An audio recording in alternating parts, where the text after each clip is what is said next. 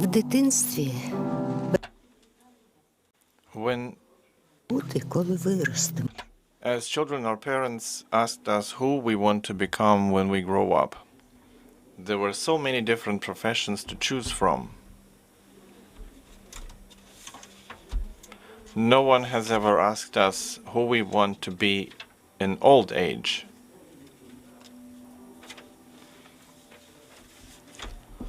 And that old age came over so quickly, in the twinkling of an eye. І ось ми And so we are retired and we are almost beggars, whether we wanted it or not.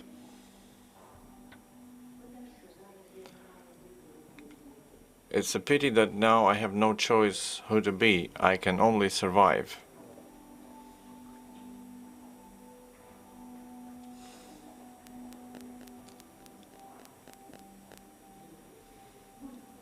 Children, stay strong as long as you can. God forbid you only survive.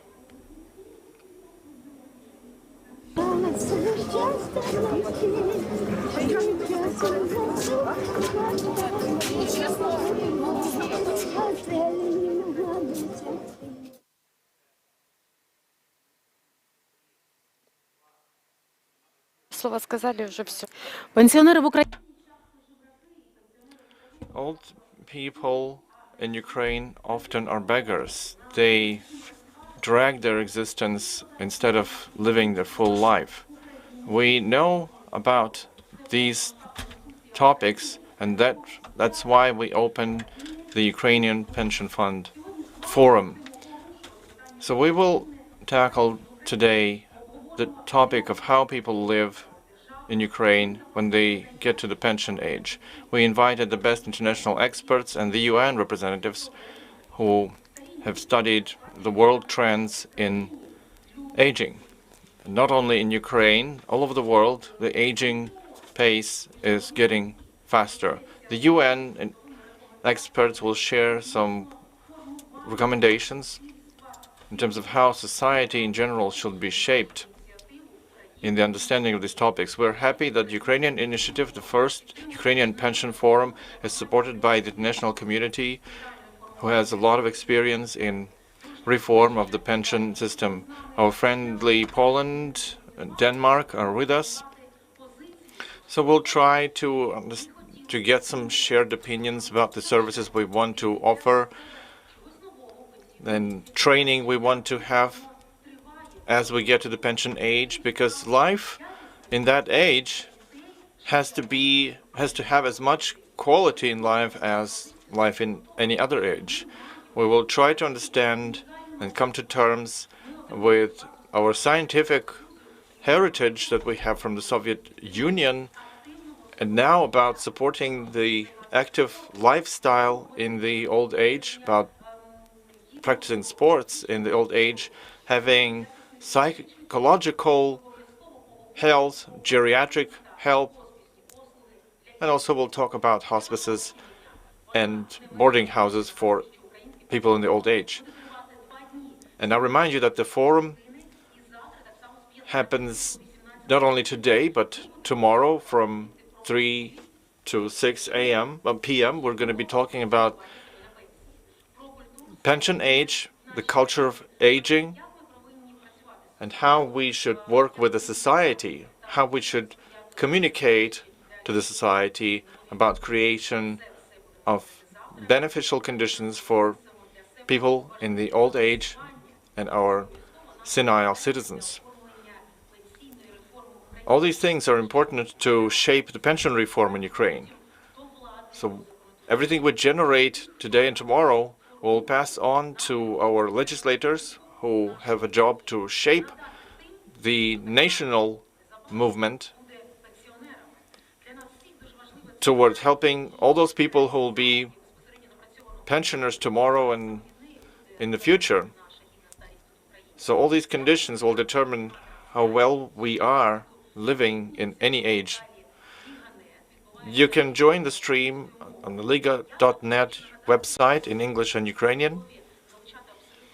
And we're open to everyone's opinion in terms of shaping this reform. And if you're watching our stream and you have some proposals to offer, you can write them and send them to us, but please be precise about what you want to say. The idea at pensionforum.org.ua. Thank you for everyone who participates. Please share your ideas. And to launch the program, I would like to invite here the initiator of this forum, Olga Bondarenko. She's been caring about people of old age for 6 years. 142 geriatric establishments in Ukraine are under the protection of International Let's Help Foundation. But not only those establishments, but just single, senile people who are living alone, who are living on a pension, they are also covered by Let's Help International Foundation. Remember the Ukrainian flash mob, Let's Help, and all those other events? Let's Help Babusa, Let's Help Our Granny, that was the flash mob organized some time ago. You all know, you'll seen these old people in the grocery store who want to buy their groceries and they need someone to help them. So Olga Bondarenko will be the best introduction into this event. Oля, you have the mic. Good afternoon, dear friends. I've been thinking, how should I start this forum off? I would like to avoid saying some big words.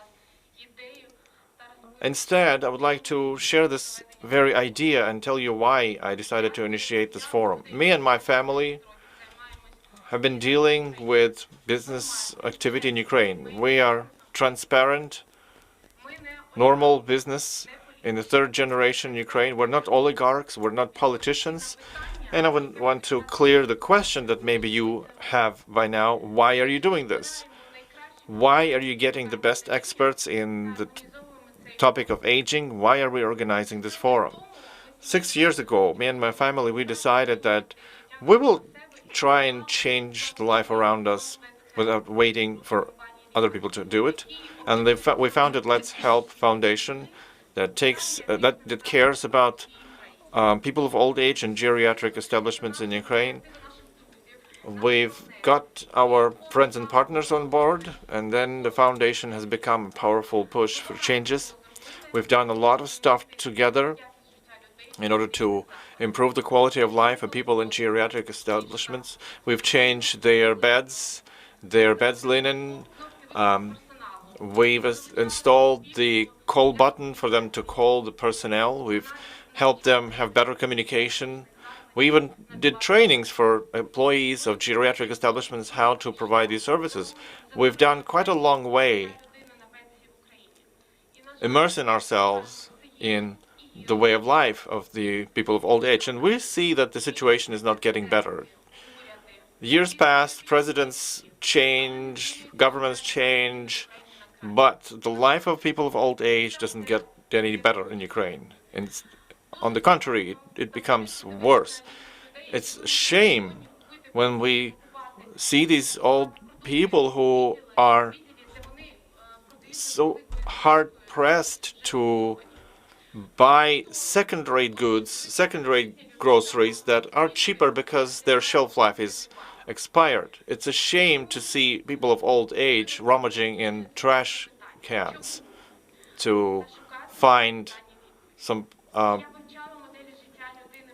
provender. I've watched how people of old age live in different countries of the world and trying to grasp what's the difference. What's the difference between those countries and Ukraine? Let's compare how a person of old age lives in a developed country and in Ukraine. I tried to build a simplified model how people of old age live in the US. Please show this graphic on the screen. This is the average American's life. The models similar to this are well known in every developed country. So without looking too much into the detail, let's have an overview. So until from the age of birth till 5, that's infancy. From 5 years onwards, people go to school. They have 3 types of school: elementary, middle, and high school. These are 3 age groups. So that they do until somewhere 18. From 18 onwards, they go into higher education, to colleges and universities. After college, a young specialist, 24 years old, goes to first job employment. And this is where an important step happens in their life. This is the beginning of, this is where they start building foundation for their pension. They have their pension account.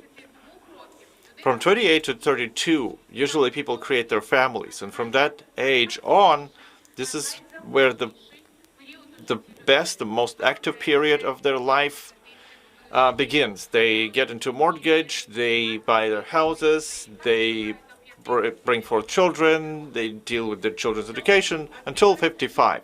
From this age on, parents usually live independently from their children, and this is where they approach the pension age. 62 to 67, this is where people usually start going into pension, they retire. So that period changes their life a lot. First of all, person usually changes their place of residence. They sell their house, they go to live in a cottage house or even trailer park. There they can already create their second family, they get their new friends, and this is where you get those groups of pensioners who travel. In that period, people start getting assistance from the state, and it's not very big. And their defined pension, and they continue living like that. So at that age, they start selecting their geriatric establishment who will continue supporting them. From 80 years old and onwards, usually people need assistance, and then they get to the boarding house of different types, but not to their children. So they plan their lives independently so that they are not a burden on their relatives. Geriatric establishments have also hospices where people usually end their life or they spend their last years or months in life. In Ukraine, the path is similar or not dissimilar. Infancy, childhood, first so education. But in Ukraine, nobody is thinking about their pension age from the start of their career. Next comes, again, the most active and the most active period of life from 33. Mortgage, children, education. But other than that, we also have a responsibility to support our parents and elderly. You're lucky if you have enough income to afford that and your own life. But unfortunately, most of the people cannot afford that, and people live with the burden which they cannot even lift. So we approach the old age without mortgage. Luckily, hopefully you have paid it out. You approach the old age with some old car and jobless or unemployed, because in our country ageism is a rampant problem. From 65 years somewhere we start getting pension payments from the state, which is not enough. So everything we have accrued or accumulated over our lifetime just seeps through the fingers. But from 0 to 5 in the early infancy, early childhood, well, that's the best age, because you still have some clothes provided by the parents, but then after that, so from 35, you still can afford some domestic appliances, but then it gets older and it breaks down. And if you are supported in the old age by children, usually you don't take any decision. If you want to go to a vacation or go to a restaurant or to a theater, or just get an adequate medical service, everywhere you depend on the decisions of your children. From this age onwards, you turn from the subject in society to an object. So what do the single people do in that age? So other than the size of the pension, the problem is the culture of preparing a person themselves to the pension. And that destroys our life in many ways. We have quite a huge burden on our life, financial burden. We have so many commitments. And we don't have enough income to carry all those commitments. You cannot be happy with this kind of model in life. We have to improve the situation as soon as possible. Other than, we also have the services provided to people of old age that are on a very low quality. I'm sure that the government reports on that and they say that they have a high quality, but in fact, it's not so. In our country, there's a world of difference between what's on paper and what's in reality. There's a chasm of difference, and it's great that the government has some understanding and the political will to improve the situation, but it's been quite a while that governments were never open with us. And I'm thankful for being open and honest that due to demographic and economic reasons, the state will not be able to provide for a sufficient amount of people in their pension age. We don't want to live in the fog of fairy tales and myths. It's about our future, and we have to build our own model of life in the old age, of great quality of life. So this is the period of life we need to decide upon. How do we want to live when we reach that age, and what services we need to receive? So we have an electronic address in our forum where you can send all your proposals and ideas. I promise you to read them all and respond to every valid proposal.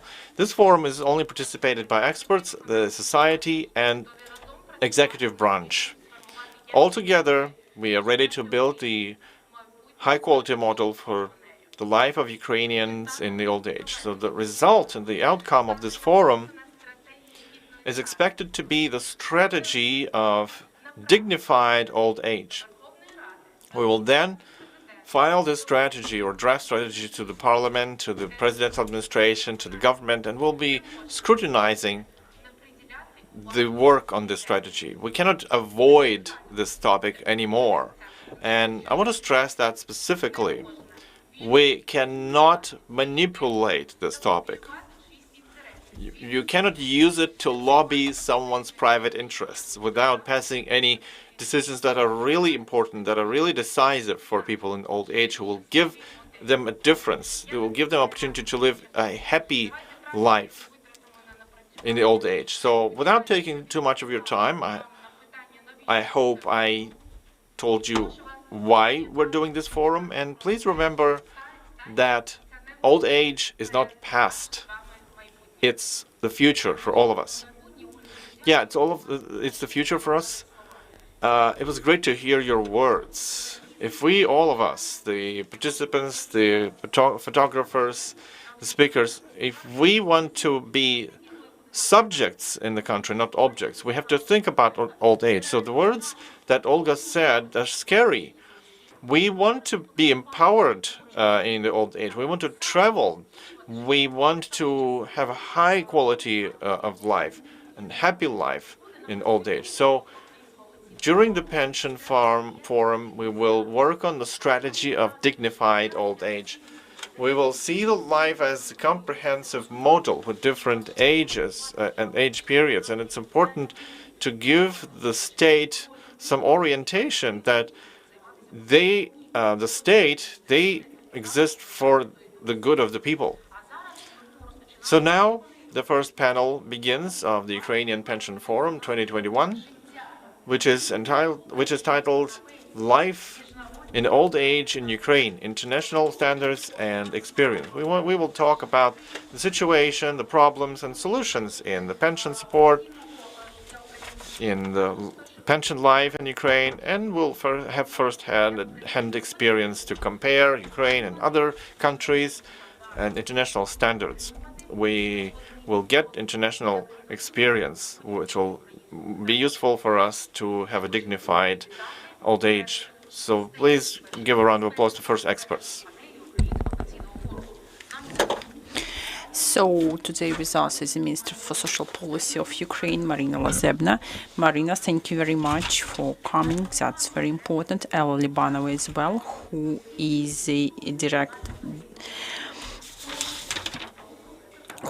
Demography and Social Research Institute and also academic of the Ukrainian Academy of Science, Alexei Lyubchenko as well, who is the head of State Tax Service of Ukraine. He's with us today. But and also we will have experts online. It will be Alexander Sidorenko, who is an expert of International Institute on Aging Issues, UN Malta, member of Advisory Council of Joint Program Initiative of EU countries on aging issues. And Kenichi Hiros will also join us. He's a senior social protection specialist from ILO. Also, Morten Rasmussen, who is the director of Danish Association Danish Care, will be with us, as well as representative of Ministry of Family and Social Policy of Poland, Dominik Komorek. Okay, let's discuss the current situation in Ukraine, because some time ago we heard rather open position of the Prime Minister of Ukraine that in 15 years, and 15 years will pass very soon, the state won't be able to provide pensioners in a decent way. So every one of us understood for sure, and probably we understood it for many years already, that something was hidden from us. Probably for all these 28 years they didn't tell us the truth. They just promised that they could give us pensions, that we won't have another poverty period. But now we know that in 15 years the pensioners will be able to have a decent life. And it means that we cannot waste any week, we cannot waste any months. We should start building our strategy yesterday, not even today. And I would like to ask my first question to the Minister of Social Policy of Ukraine, Marina. What you can comment on that? What Ukrainian pensioners should do now? What people who will be pensioners in 15 years should do now? What about pension fund of Ukraine? There is a huge gap there already. And also we need to discuss services for the retired people, not to have Kharkiv situation repeated. Thank you very much. I'm very glad to be here with you. Welcome to our forum. Thank you very much to organizers for this wonderful opportunity to get together the experts to discuss openly and honestly how to build a country where people will live better, where people would like to stay because their life as a pensioner will be decent life in a respected age, let's call it this way. That's why I would like to have an honest and open discussion with all of you. Where are our positions now? What demographic and economic changes and challenges do we experience at the moment? And the most important, I would like us to build a strategy. What is our desired result? Can you see the slides on the screen? On the first slide, I wanted to show you 4 trends.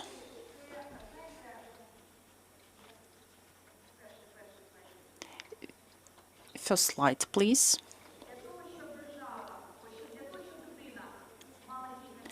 To have a decent life in a respected age, I think the state should build the following infrastructure. First of all, everyone in a respected age should have incomes that is enough for decent life. That's what the person should provide for themselves during their period of employment, or what state should provide.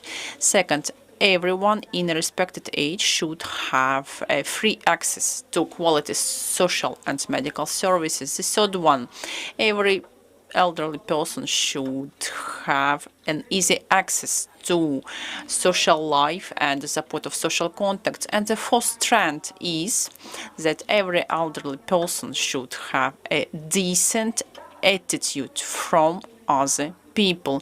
You know, I'm absolutely sure that we should change the philosophy of our attitude to elderly people. We shouldn't think that we are just wasting money on them. We should understand that these people is a huge potential for every country, and we should just help them to live this potential.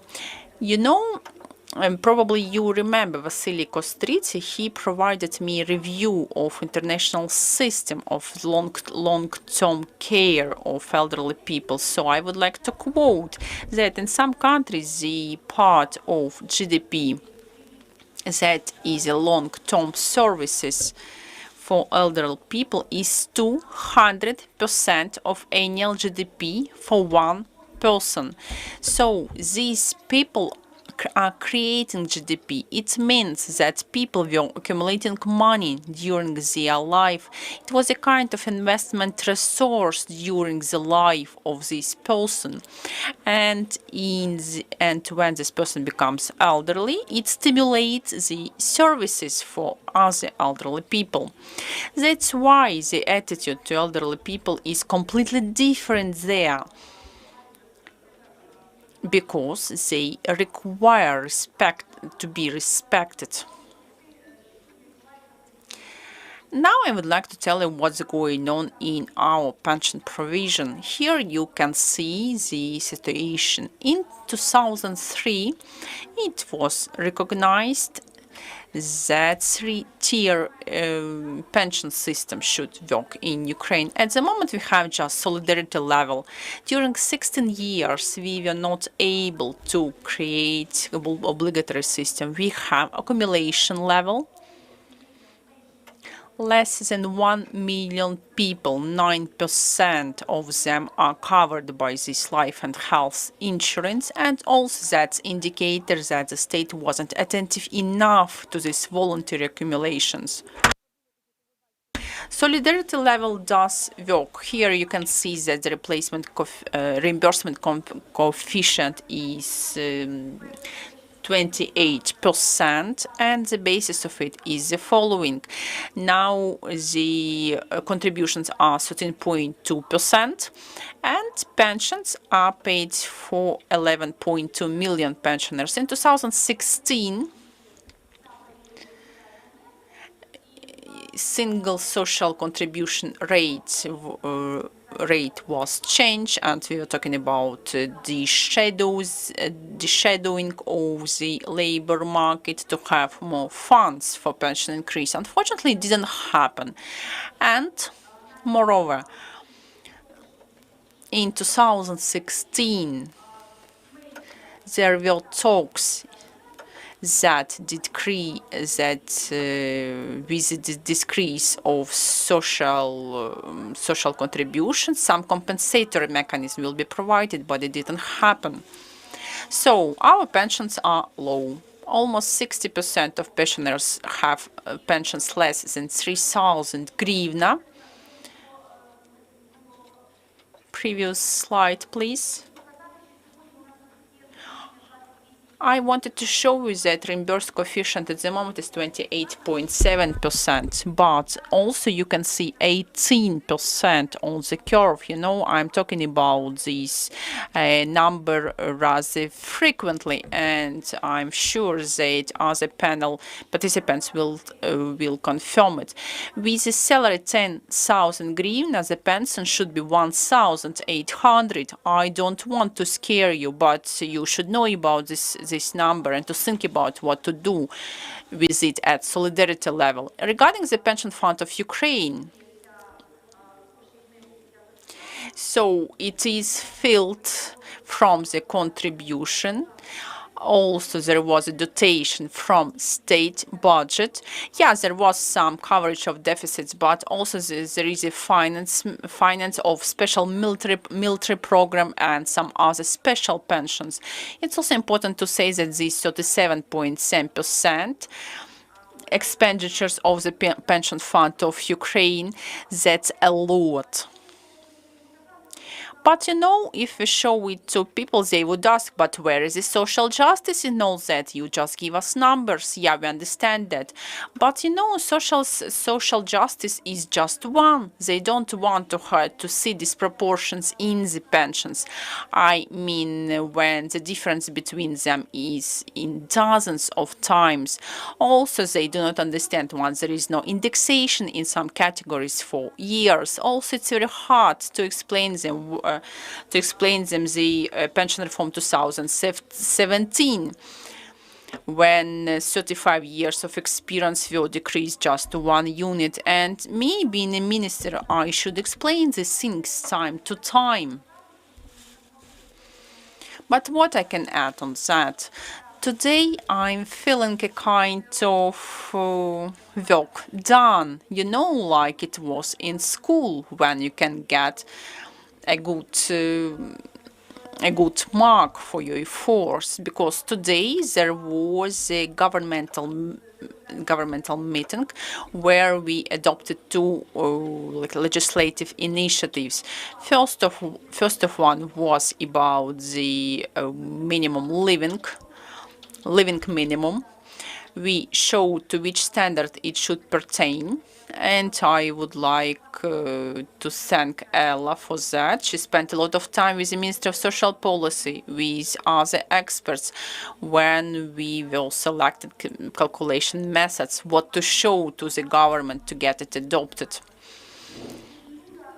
And our second law draft in the government was about pension justice. We proposed to renew indexation date 1st of March. People knew that they were expecting for pension increase every 1st of March, and we would like to unify it for all categories of pensioners. We would like to have one rules for all categories of pensions. For the militaries and some other categories, the pensions won't be indexed. That's why this mechanism was proposed. Also, we proposed early pension for people who are waiting for an employment in the employment centers for years, and one more initiatives about parents who are raising kids with rare diseases and cannot gain the working experience. What else? If you ask me, is it enough? Of course not. It is just a kind of emergency kit for the nearest future.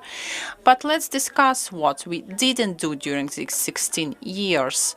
What tasks do we have? The first one is to provide accumulation pension system. We have a lot of discussions on that. Who should be participants? Who should contribute the funds? All that is fine. We take part in all the discussions, but let's not delay. We need to balance solidarity system in the same way it is balanced in all countries. There is solidarity and accumulation parts of it. Every country selects its own way, its own model, but that's how it goes.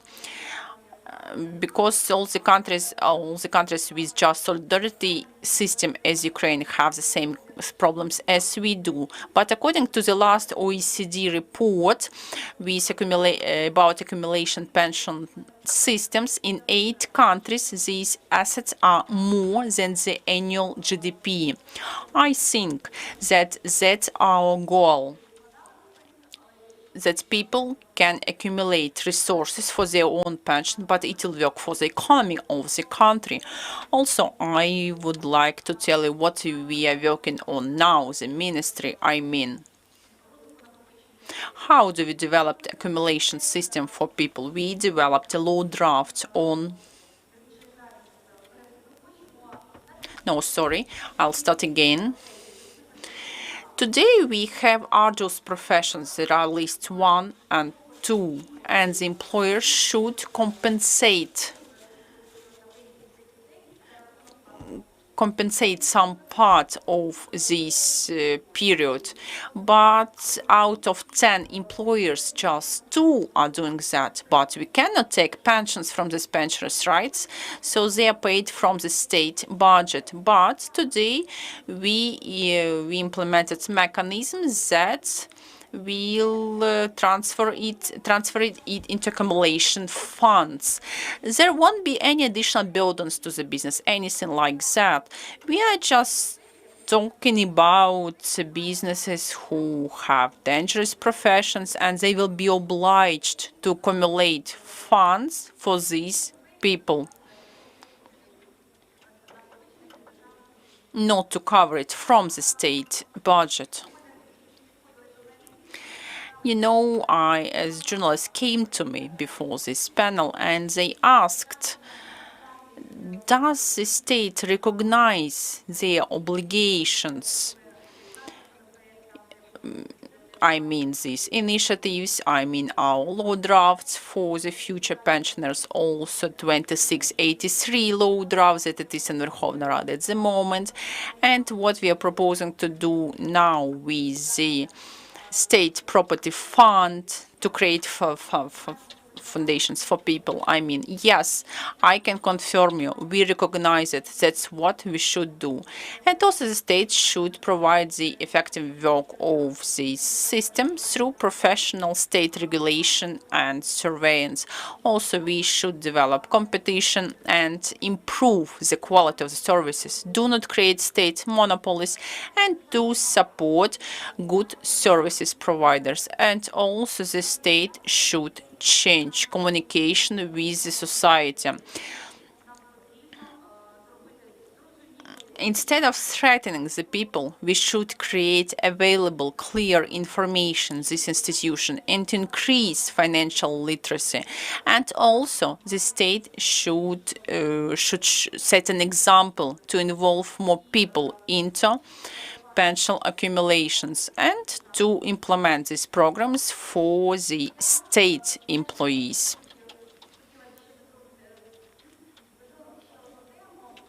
You know, I would like to touch upon another topic, to reform small. At the moment, they are very actual for us. At the very beginning, I just wanted to discuss with you just social services reform.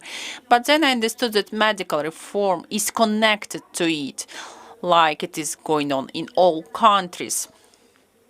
And I've even seen the statistics of those countries when they see the aging of population, migration of population, the decrease in number of households, and they're planning, for instance, how much nurses do they need for nursing homes.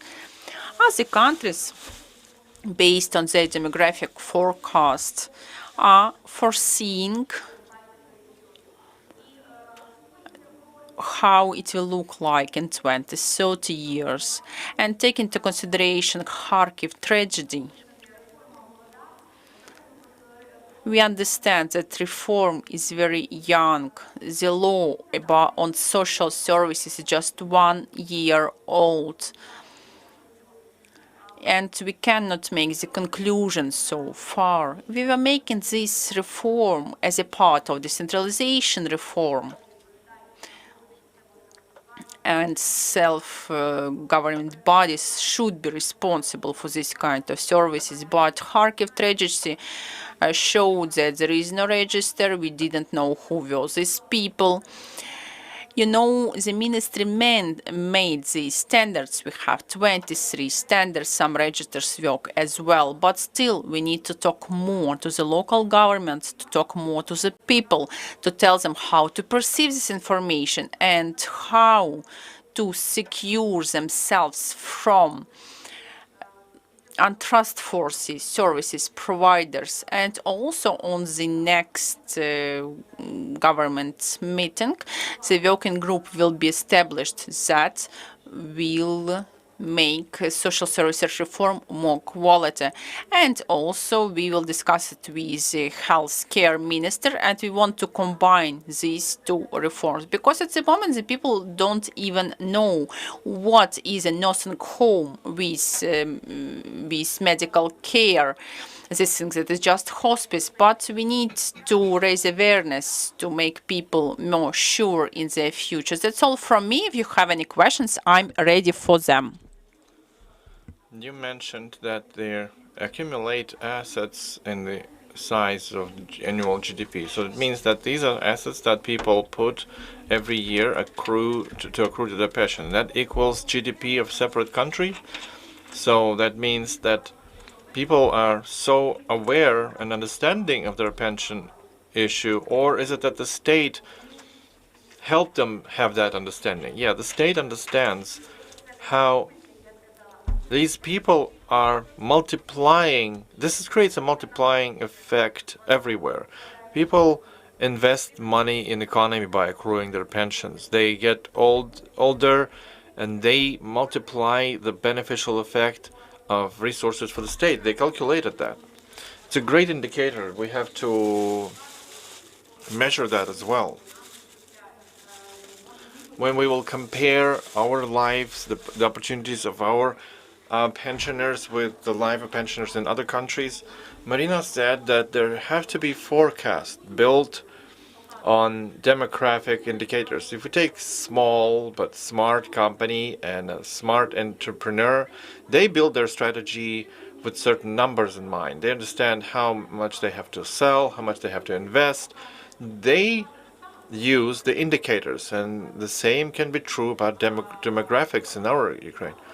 Maila Libanova understands that I'm building the bridge now to her speech. She, as an director of Institute of Demographic Studies, I'd like to invite her to say what do we have on demographics and what the numbers and figures about tell about our people of old age, and where are we going to arrive in some 10 and 20 years. You know, demographic processes in Ukraine are some of the worst in Europe. It's suffice to say that we have very rapid depopulation. That means we get less and less people. The life expectancy on average in Ukraine is lower than the average life expectancy over the world. That doesn't mean that it is lower than in Africa, but it's lower than average all over the world. So what happens in Ukraine? Unfortunately, we have a trend that is connected with the fact that the natural depopulation that was prominent in all European countries, if there wasn't for migration, our depopulation strengthens this migration. So if the number of population, the age of population of Germany is supported by wide range influx of people from other countries. In Ukraine, though, that's an opposite trend. And on the contrary, more people leave Ukraine than they come into Ukraine. So in this sense, please don't use the statistics provided by the state statistical agency. They only record those who officially live for permanent residence in other country. We are talking here about labor migration, which is rarely recorded. It's mostly illegal or semi-legal, but still we'll lose those people, and we'll lose them their incomes that could have been the accumulation for pension fund in Ukraine. What expects us in the future? Well, I'm telling you, Ukrainian population will continue shrinking and aging. There's nothing else that awaits us. This is the reality. I may not like it. I may not like this Ministry of Social Policy and what they do, but we understand that there's snow in winter and there are traffic jams. We have to understand that and lay that in our plans and correct our plans by these factors. The same is here. We cannot change so much in this problem. The way it influences the pension system, of course, it's going to be bad. The less people invest money in that, and the more people get the money from there, the more is the demographic burden on the pension system and the working population. So this situation, this is the trend all over the world. What do people in the world do to improve it. They decrease the pension rights. They increase pension age. They increase the requirements for the minimum pension age that gives the right for the solidarity system. We've been there, but there's another direction which is connected to stimulation of people to work more. That doesn't mean that they will have to work longer.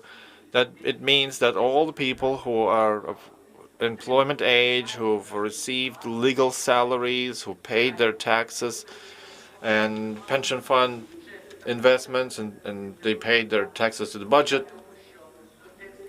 But in the context of pension support, the budget supports and subsidizes the pension. The budget subsidizes the pension fund. And to make people more careful about their future, this is where we've failed miserably so far. The shadow economy is not getting smaller.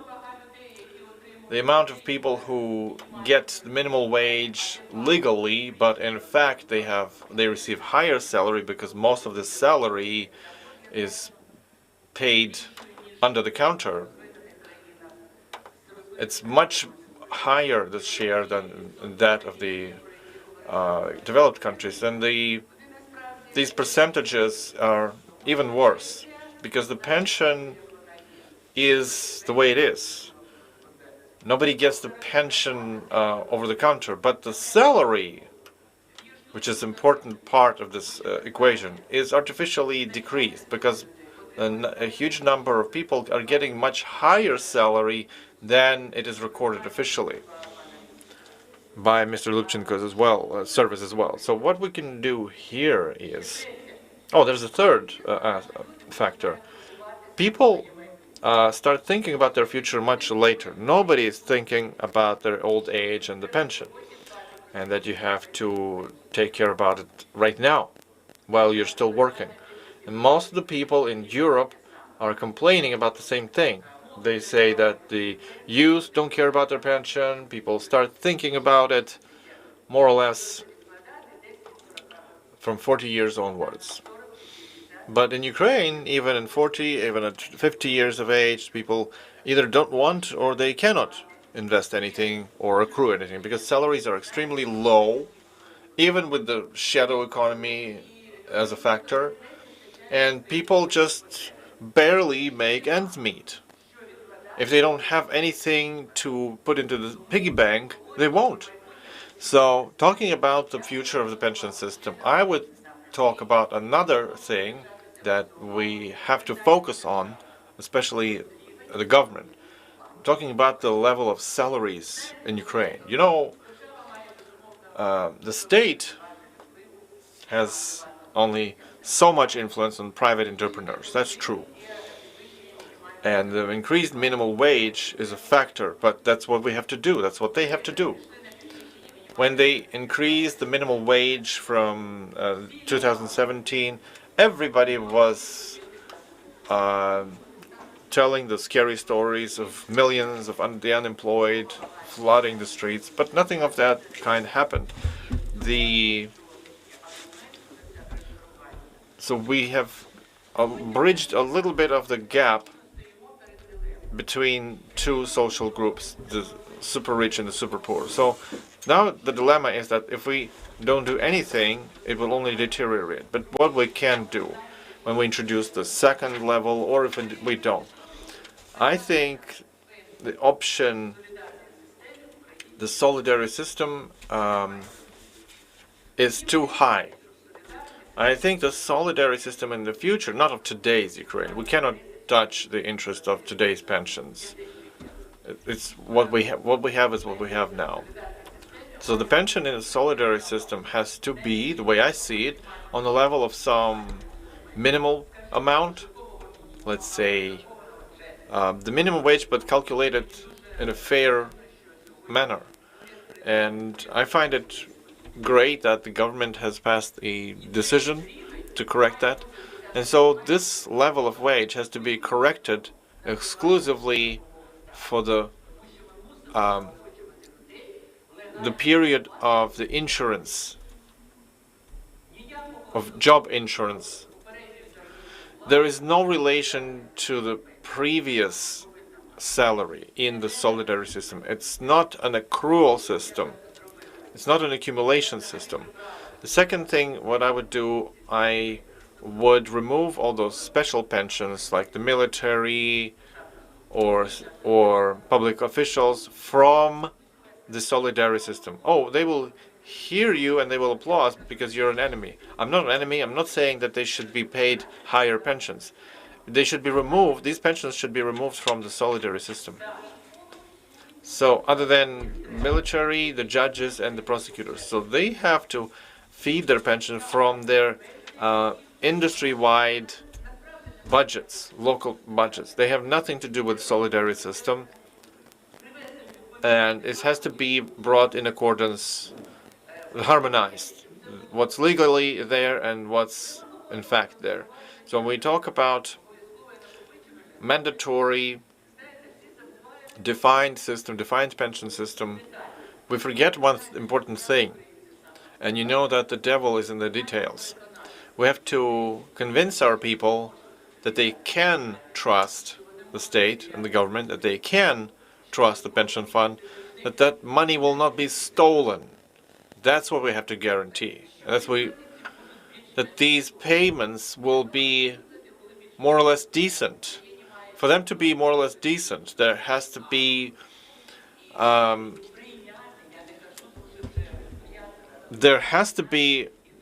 the market of securities, and there has to be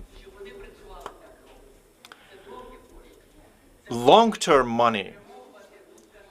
It's the money that can be directed for building a construction of roads, because that's the long play money. It's long money. And yeah, the economy requires long money. And the stocks market. Because stock market and long money, that creates long-term income. Yeah, but in developed countries, let me tell you that, of course, we have to talk about economy, because why pensioners continue to work in Ukraine?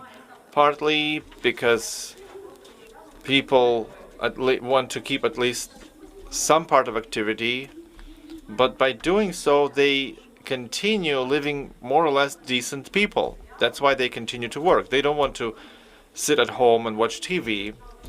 And this is where we have a question to the tax authority, Alexei Lyubchenko. How do we have to tax pensioners? Or you would say that they will have to be equally taxed with others.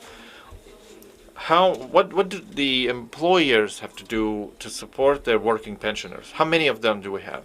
Is there a calculated figure? You have the floor. You know, today's topic as a pension strategy is highly important. This whole meeting is very important. You are well placed and well defined in your topic, because it's a long-term plan, a strategy. We become pensioners sooner or later, and it's a very difficult objective, because what's the objective? Decent pension. And it's very difficult to reach it. As for taxes and pensions, so taxes have nothing to do with pensions. We don't pay taxes from the pensions received, but the pensions, unfortunately, in Ukraine, they are merged, because 40% of the budget determines the pension fund. So providing the decent pension is only possible when a number of other problems are resolved. So I will be now talking as an economist, as a PhD in economy, not as a head of the tax service. So I see the resolution of these four issues together. If they don't get resolved together, nothing will happen. So the balance of population and jobs created. Classic balance. 2019, out of 29.6 million of Ukrainian citizens are active age, 15 to 70 age. Only 11.8 million have no income to speak of. No income. So this is the fact. one person of working age employed, and we have one pensioner and one unemployed. In 10 years, if we see the dynamics, there's a slide where you have the chart to compare. So 2004, we have more than 19 million of jobs in Ukraine. We see that through those who received salaries in the database of tax services. Everything else we cannot calculate. So 10 years later, 2013, we lost 5 million jobs in Ukraine. So in 10 years, we lost these jobs, but I'm hopeful that we haven't lost them forever. So without the modern census, the new census of the population, we will not understand what's happening, where are the people. Second, consumer spending. This is where the tax base is monetized. So we see that, we can calculate, we know the rules, we know the world standards of how shadow economy can be assessed and calculated. This is everything that Ukrainians can spend in a year based on the year 2019. 3 trillion hryvnias. We don't calculate here the remaining savings, but the state only controls 2.3 trillion through fiscal bills. So 60% is uncontrolled by the state, 60% of consumer spending. Every consumer spending contains potential taxes. Third, every 100 hryvnia of our fiscal bill, if every citizen of Ukraine that has these 3 trillion hryvnia will increase only by 100 hryvnia, the fiscal bill a month, that's 1 billion of income every month for the state. Second, disclosure of banking secret. The controlling body of the state, only 20 years ago, they had access to bank accounts. The controlling body of the state that has risks that billions of hryvnias will be lost has to have access to bank accounts. And analyzing the world trends, especially the last trends, it's going to come to, other countries knowing more about Ukraine than Ukraine knows about itself. You all know about e-trade, the services in the social networks, cryptocurrencies. Everything lies outside what the state calculates. And we're talking about huge losses in jobs, taxes, and revenues. All of that is outside of the state control, where Ukrainians spend their money. So the banking secret is, in my opinion, the way it is now, is the main supporter of the shadow economy and shadow jobs now. You all know what a bank account is, what a card is, and how you pay for all the services. But you cannot have more than 11 million people being outside of the statistics and have no income. And more than 4 million in Ukrainian territory, for 10 years they have had any income. So virtually the state doesn't know anything about that. And fourth, out of the 4 complex solutions that I see is zero declaration as a starting point for legalization of income. So you don't have to think that zero declaration will be covering illegally accrued funds. You have to be convinced that only once you have to introduce the zero declaration, the capital amnesty, and that's the first and the last amnesty in Ukraine, so that people don't get used to it. And another scary thing, but that's official statistics. 2007, to pay the state debt, we only used 6% of budget revenues. Last year we spent almost 5 billion hryvnias. That's 6% of the budget incomes. And the reason, and in my opinion again, is extreme populism and the lack of long-term strategy that would account for demographics the development of productive forces. Just a simple example. In 2016, we have decreased what Marina had mentioned from 37.5 to 22%, the civil payments, the pension payments. So legalized jobs, legalized salaries. Look at the year 2016. We have decreased by 500 the number of businesses that have paid this social investment. So what do you mean that we have less of employment from that time? In 2015, 2016, there was the two scariest year of Ukrainian history because it was the peak of reimbursement of state debts. These years we've been in such a deep debt abyss because we wanted a quick populist solution instead of the planned 5-10 years long strategy. You know, long-term strategy, that's what we are lacking, long-term goal. The biggest part of Ukrainians are paying taxes, and we need to convince the citizens that this decent pension that is the obligation of every one of them. And those working in shadow, they put burden of the social payments into other people. You know, I also would like to open all the tax data the tax authority has. Who pays taxes, who not.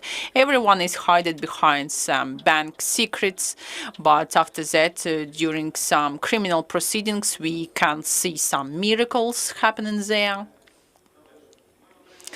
So, to sum up, in 1991, we inherited Ukraine from our parents. But the time was passing, and now we borrow Ukraine from our children, and that's scary. That's why I'm sure that the long-term pension strategy will help us to pay these our debts to our children, because in 50 years they will be pensioners and they will remember us as good managers, not bad. Yeah, let's hope that in 50 years it will happen, because so far we don't have this strategy. But a question to you: state tax service, it's one of the model of obligatory pension accumulation. Marina, as a minister, told us that at the beginning of this year it should be voted for. What about state tax service? Are you ready for that? You know, state tax service is such a well-organized public structure that it is able to implement any governmental decisions. Okay, thank you very much. Okay, we are here in the Ukrainian Pension Forum, and the part of our experts are with us here. And I'm very grateful to Alexei Lyubchenko, to Marina Lazebna, and to Ella Libanova, who came to us personally. Because after that we will have online part of our forum where we will discuss demographic situation as well, but with international experts, as demographic issue is very actual for the whole world, as Ella told us, and international community is working on this issue for 40 years already. In 80s of the 20th century, the Vienna Actions Plan on Aging was implemented with recommendations to different states involving the interests of the elderly plan. And after that, it was transformed into UN principles provided in 1991. And this document formulated for the first time the rights of the elderly people. And by the end of the 20th century, there was an understanding formulated in the international community that aging is a part of global policies. So all the countries should work on that. And it brought to Madrid actions plan on aging system. And Alexander Sidorenko was the one who took part in this process.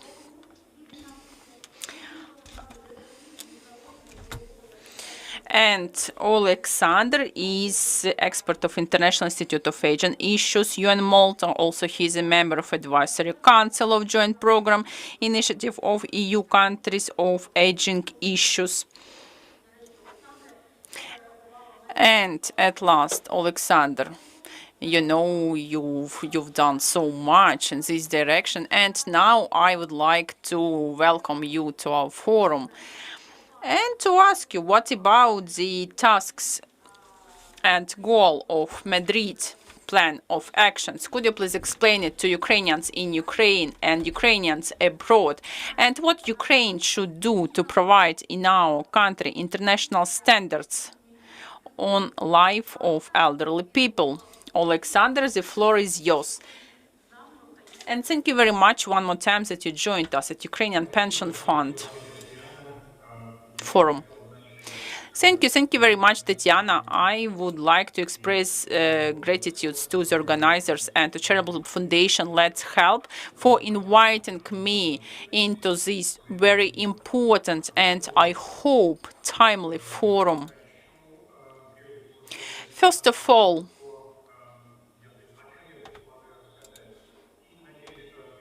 I would like to tell you what I was planning to tell you, and I hope to answer your questions.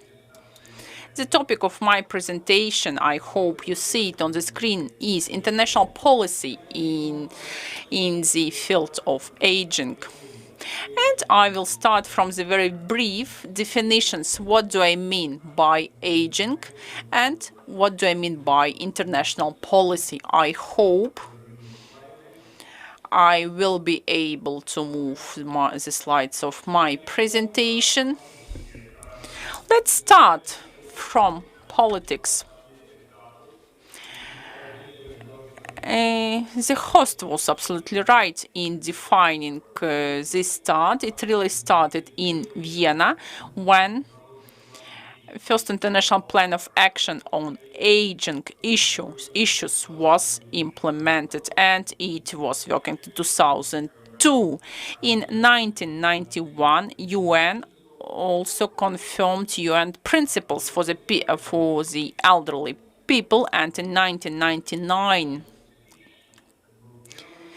there was a very special time. For the first time in the history of the humankind, it was International Year of Older Persons. And at last, in 2002, there was a second Global Assembly of UN on Aging and Madrid International Plan of Action on Aging. But let's come back to this aging. When we are talking about it, we can find a lot of events covered by this definition, at least two kinds of aging, two categories, we might say. First of all, it is the individual aging, so it's our aging, that's how we move on the life trajectory. What's going on with individual aging? So the length of life, longevity is being increased, and we can see it almost in all countries of the world. Green line are the developed countries, and Ukraine is a blue line. And red one are the most developed countries like USA, Canada. So let's come back to this blue Ukrainian line. Here I would like to bring your attention to two interesting facts. First one is positive. In 60s, the expectations of longevity in Ukraine was higher than in its developed countries, but it decreased. Plus, it started before the collapse of Soviet Union, and after that, it decreased drastically after the 1991. And the second aging is the society aging. That's what the minister and I love you talking about. That's increase of absolute and relative number of elderly people. And we can see it in more and less developed region.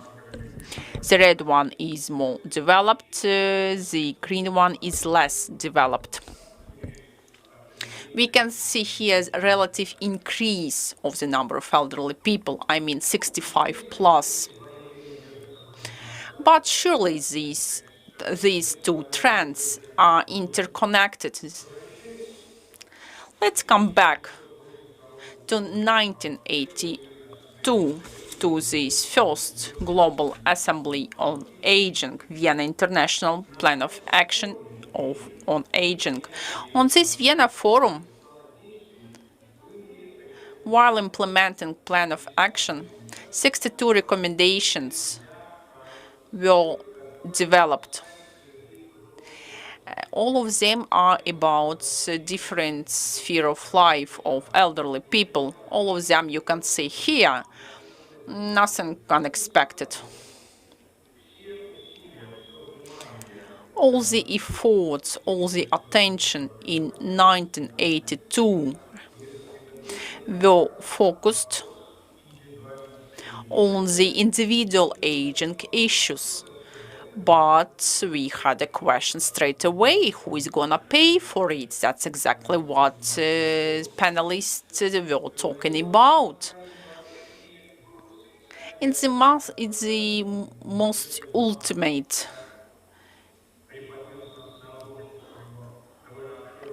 in the most ultimate form. We can see it on the first page of the World Bank. It is a report called Averting the Old Age Crisis, and I would like to quote, world is coming to the crisis that is due to its aging. The relative number of people, the relative number of elderly people in the population structure will increase, increasing the economical burden on youth. You know, it was widely spread. But can you see the small letters here as well? It is in English. So here's this policies to protect the old and promote growth, economic growth. That was the sense of this report. But how we would be able to do it? How to provide expenses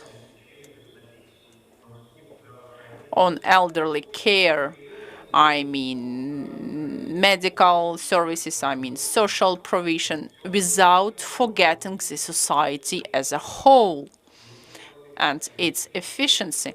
How to provide funds for this care.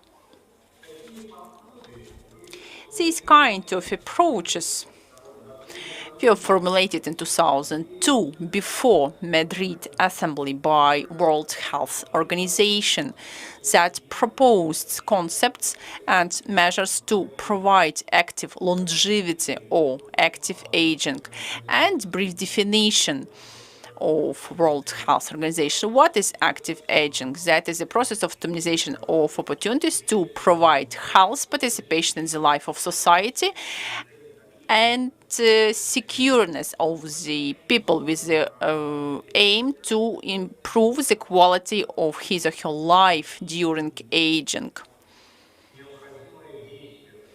In this definition, you can see an attempt to take care of elderly people and development of labor resources at the same time. The three main directions in the policy of active aging, according to these recommendations of World Health Organizations, are health, participation in the life of society, economic participation, first of all,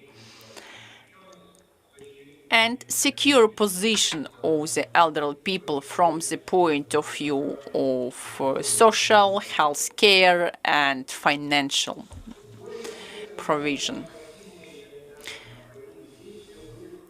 More details were included into Madrid International Plan of Actions on Aging Issues. Here there are three priorities. The second and third are kind of traditional priorities. We had the same in Vienna. They are about individual aging to provide health, well-being, creation of favorable condition. But the first priority is about participation of elderly people in society development, starting from economic and finishing with social and political spheres. Talking about today's situation,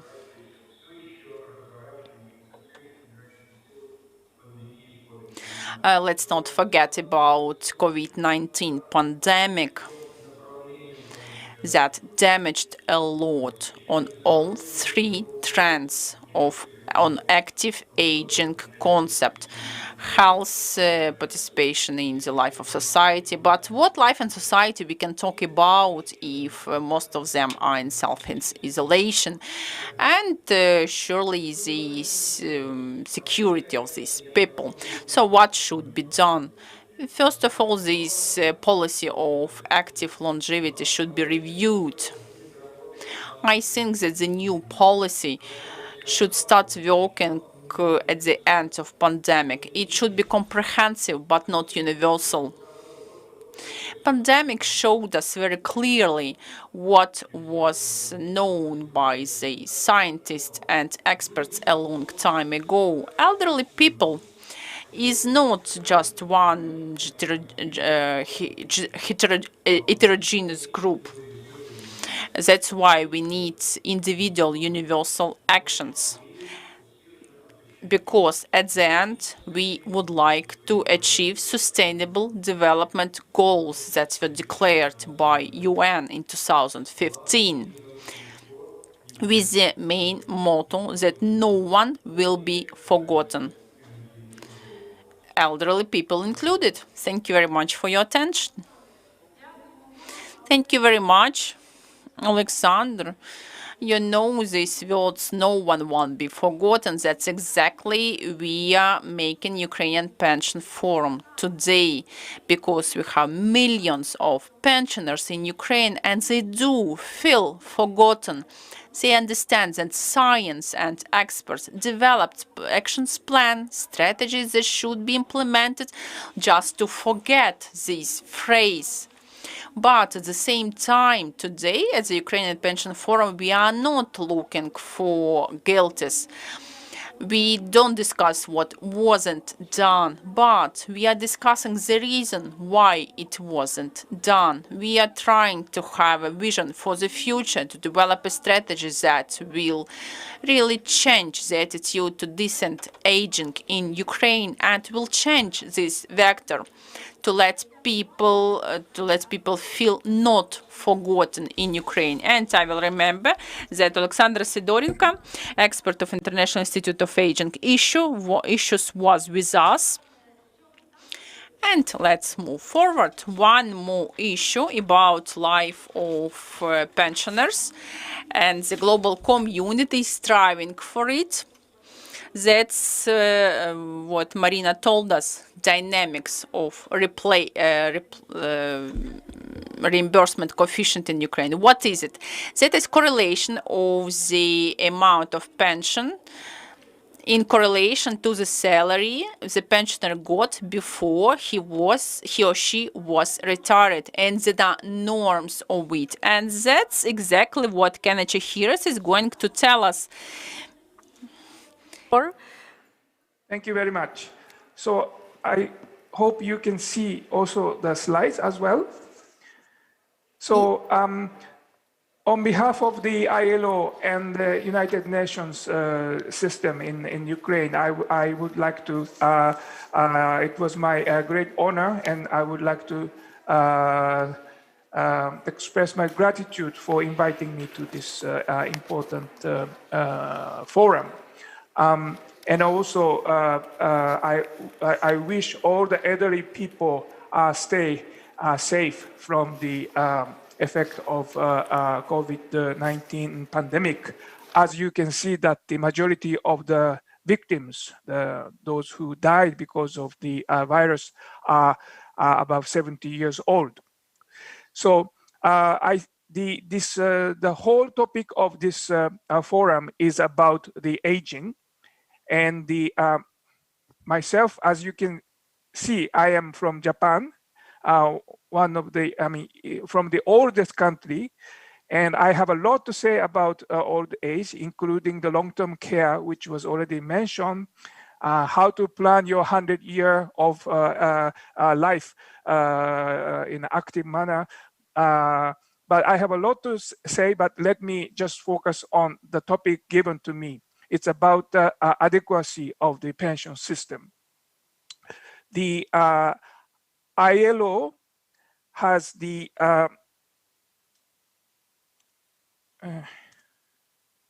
ILO has the one of the ILO's activity is to promote the international labor standards.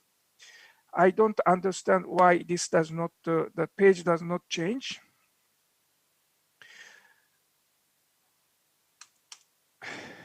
Okay, so the most important convention is about the minimum standards. There is a technical problem, and I cannot go to the next page. So, okay, then I will continue like this until it is fixed. So the most important convention, the flagship convention, is about the ILO Convention 102 about the minimum standards of Social Security. And I think you are.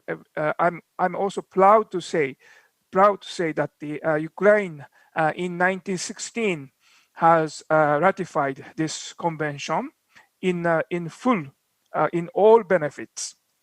At that time, the former Vice Prime Minister Pavlo Rosenko visited Geneva and submitted this ratification document to our Director General. So it's now in full force.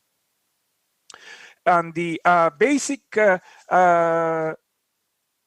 requirement of the so once a country ratifies a convention, the country has an obligation to report to that. And one of the requirement is that it should meet the minimum standards. For this, the Convention 102, the old age is for those workers who contributed 30 years of work service. Then the pension should at least be 40%. So this is what the Convention 102 requires, and this is the commitment that the Ukraine has made in 2016. And more recently, in 2020, a recommendation called Social Protection Floors Recommendation. I can see maybe the next slide. Is adopted. So this, please press. This goes in two directions to extend the Social Security. Press the button. So in one way is the horizontally, it is about the level. So this is what the Convention 102 says. Press the button. And then the other side is about the coverage. So the protection should be as extended to as many as possible, the population. Yes. This is the we call so-called two-dimensional strategy for extending the Social Security. And of course, this strategy depends on the country. So there is no one-fits-all solution. So each country should adopt its own. Next slide, please. regarding the pension system, we have a report on the pension system, the future of pension system, which I asked the organizer to share. So this, based on this, let me emphasize some of the key points. I think the first point is that it is very important to safeguard the adequacy of pensions, and this should at least meet the minimum standards as mentioned. And in order to do that, necessary money, necessary resources should be mobilized. Without getting into detail, the current social contribution rate, 22%, including pensions and all other social insurance benefits, maternity, unemployment, this is one of the lowest given the aging of structure of the country. And whether this is sufficient, is this really enough, or do we agree to change that in the long term? But still, the pension fund has a substantial deficit, I think ranging between 1% to 2% of GDP. Without the obligatory expenditure such as military pensions or minimum payments. If we include that, the whole receipt from the state budget would be around 5% of the GDP, which is considered to be quite large. And please think about, this was already mentioned by the previous honorable speakers, that the extension of the coverage is, I think, the foremost important issue. We have those working in so-called informal economy or shadow economy, and the non-declaration of true wages. We all know, it's not a secret, we all know the existence of or practice of envelope wages, and also an increasing number of so-called non-standard form of employment, temporary employment, short-term, part-time employment, and others. And I think every corner on the street of Kiev, you can see the bicyclist wearing the Uber Eats or Wolt, those workers who get the job by crowd, by the iPhones, so-called platform economy. And I should say that the Ukraine is one of the leading country of this crowd work. So these people do not have appropriate coverage of social insurance. And this is, I think, one of the most important issues that Ukraine is facing.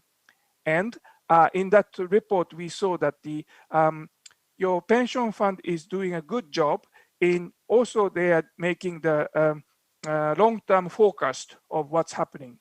But now almost all elderlies, let's say above 65 years of age, are receiving some sort of pensions. However, now only 40% of the working age population are contributing. And this, your system is a contributory system. It's no longer Soviet system. So if only 40% of the population contributes, in 40 years, 50 years from now, only 40% receive the state pension. And the rest will have to go for this so-called social pension. Whether this is also why it's important to encourage the participation at this point now. And these consequences will be taken in, not now, but gradually. But after 40, 50 years from now, this is the picture that the your pension fund calculation implies. For that, also doing the pension reform is very difficult politically. However, I should also mention that at some point, this retirement age issue needs to be visited. If people leave, there was already a statement that the Ukraine's life expectancy is below the, let's say, EU countries. However, the aging is a global phenomenon. So if somebody lives 80 years and start to receive pension 60, so almost, no, not almost, for, one quarter of your life, you are pensioners. Can it be really sustainable? We should also think about this balance between the working life and the retirement life. And as our report says, the pension system of Ukraine is now really facing at a crossroad. So this is really an important time to make a decision. Decision not now, but this decision may also affect the next generation, your children or your grandchildren. And when your grandchildren become old age, then I think we have some responsibility for that the system should be in a good shape. There was a issue of private pensions. I am not, I mean, private pensions are also important. And in some countries, it plays a very important role of old age protection. My humble point here is that if the state pension, the basic pension is, let's have the good state pension first. Private company cannot help you. If your investment fails and if you lose all the assets, there are certain mechanisms to protect, but the only thing we can rely on is the solidarity principle, and only state can do that. So if you try to substitute the state responsibility by private pension system, I am not sure this will gonna be. If they both contribute and then increase the old age income security, this is the ideal way. And please also, your neighboring countries, Poland, and other countries, Bulgaria, Czech Republic, Hungary introduced and then they abolished. Please not only look at the good points, but also study the failures that or problems that they face. And my also humble advice is not to have very naive feeling about this. It is good, but when you make a decision, I think you need to also know both good points and bad points. And the rest is that in order to have a agreement, the tripartite dialogue, I don't know if we have also participants from trade unions or employers confederations. They are the one paying the contributions, and they are the one who will eventually receive the pensions. And involvement of these partners are very important. Mr. Harris. Yes, I will stop. Yes, so, yes, you must finish, yes. Okay, then I think I just repeat that it is really important time for the Ukrainian to agree on the future course of the pension system. Thank you very much. Thank you very much. Thank you Дякую. for your view, and we are glad to see you. Have a good evening. Я нагадую всім, хто дивиться нас на Ліга.нет, що Кенічі So everybody who's watching us on Liga.net, Konichiro, a senior specialist in International Labor Organization from Japan, he talked through some very important things, and he stressed the idea that all over the world there is a disparity between the employed population and the pension receiving population. And the problem of aging is global, but still every country tries to resolve this issue in their own way. And now we'll get to experience of another country, Denmark. Because Denmark was mentioned for many years when people say that they have the best pension system. 33 years ago in Denmark, they decided not to drag too long with this resolution of these problems, and they started changing. They started changing approaches to a dignified pension and dignified retirement. When we come to Denmark, we cannot see poor people in the streets trying to and their make ends meet. How Denmark managed to create decent conditions for people of old age and provide their retirement, how they bridge the gap between employed population and the pension population. Morten Rasmus will tell us all about that. He's the director of the Danish association Danish Care. Hello, Mr. Rasmussen. Happy to see you. Hello, and thank you very much for this invitation and for the opportunity to be here today. I just want to be sure if you can see my presentation, my slides.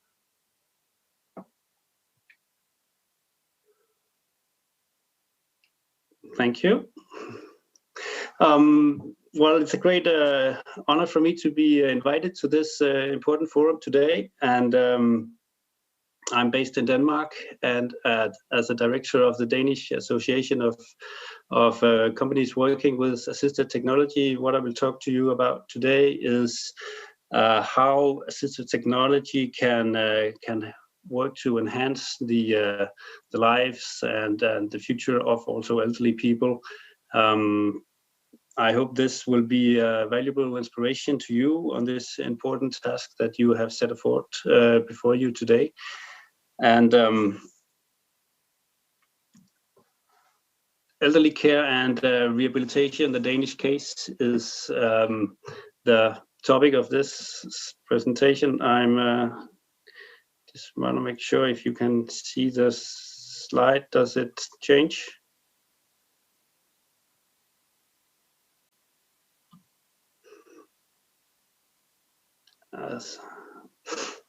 Yes, thank you. So what I will talk to you about is Danish cases on how assistive technology and services can improve the lives of elderly people. This is a topic that we've been working with in Denmark for a number of years.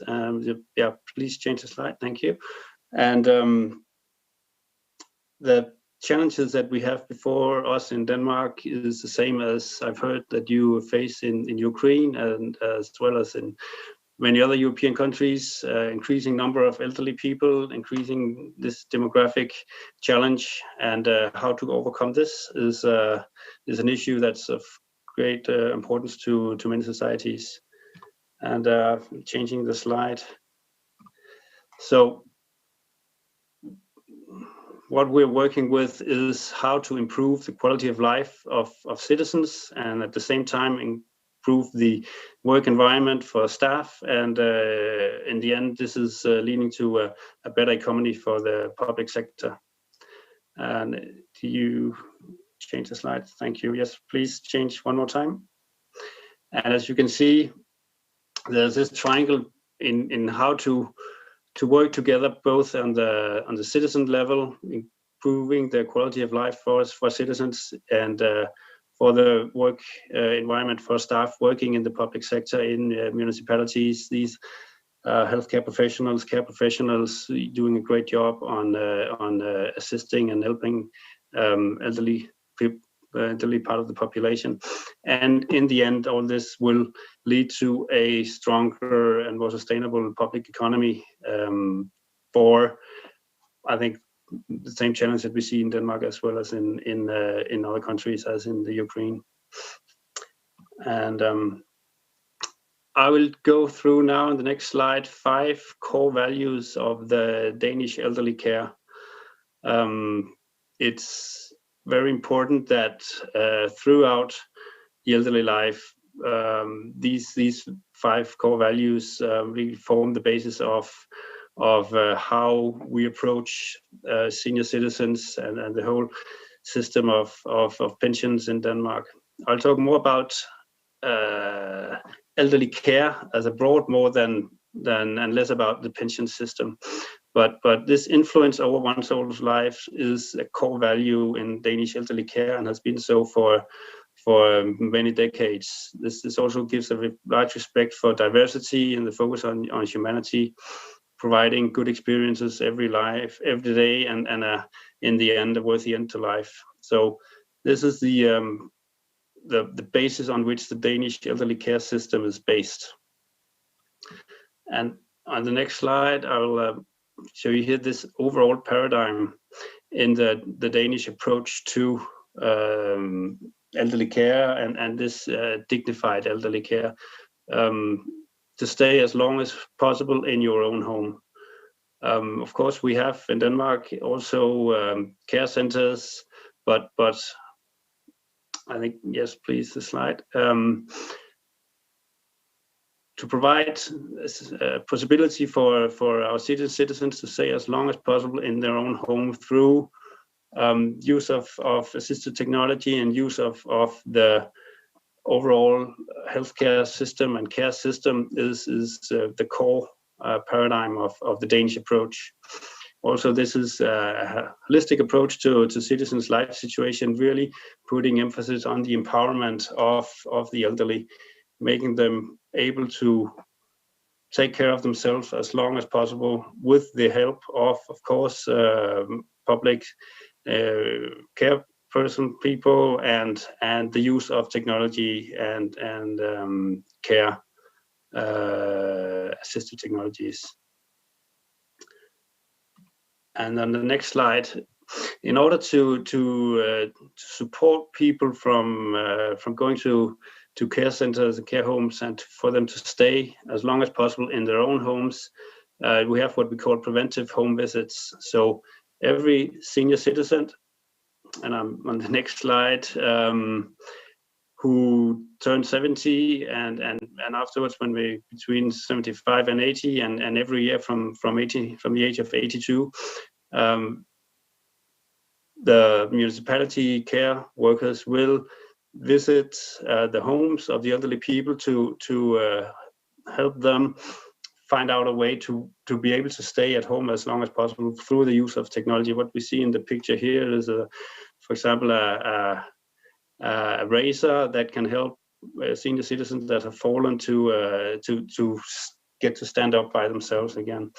But the effect of this preventive home visit, as we call it, is of course reduced mortality and the reduction of number of admissions to institutional care. The overall aim is, or the belief is, that elderly people, senior citizens want to stay at their own home for as long as possible. That's good for them, it's good for society, and it's good for the overall economy also.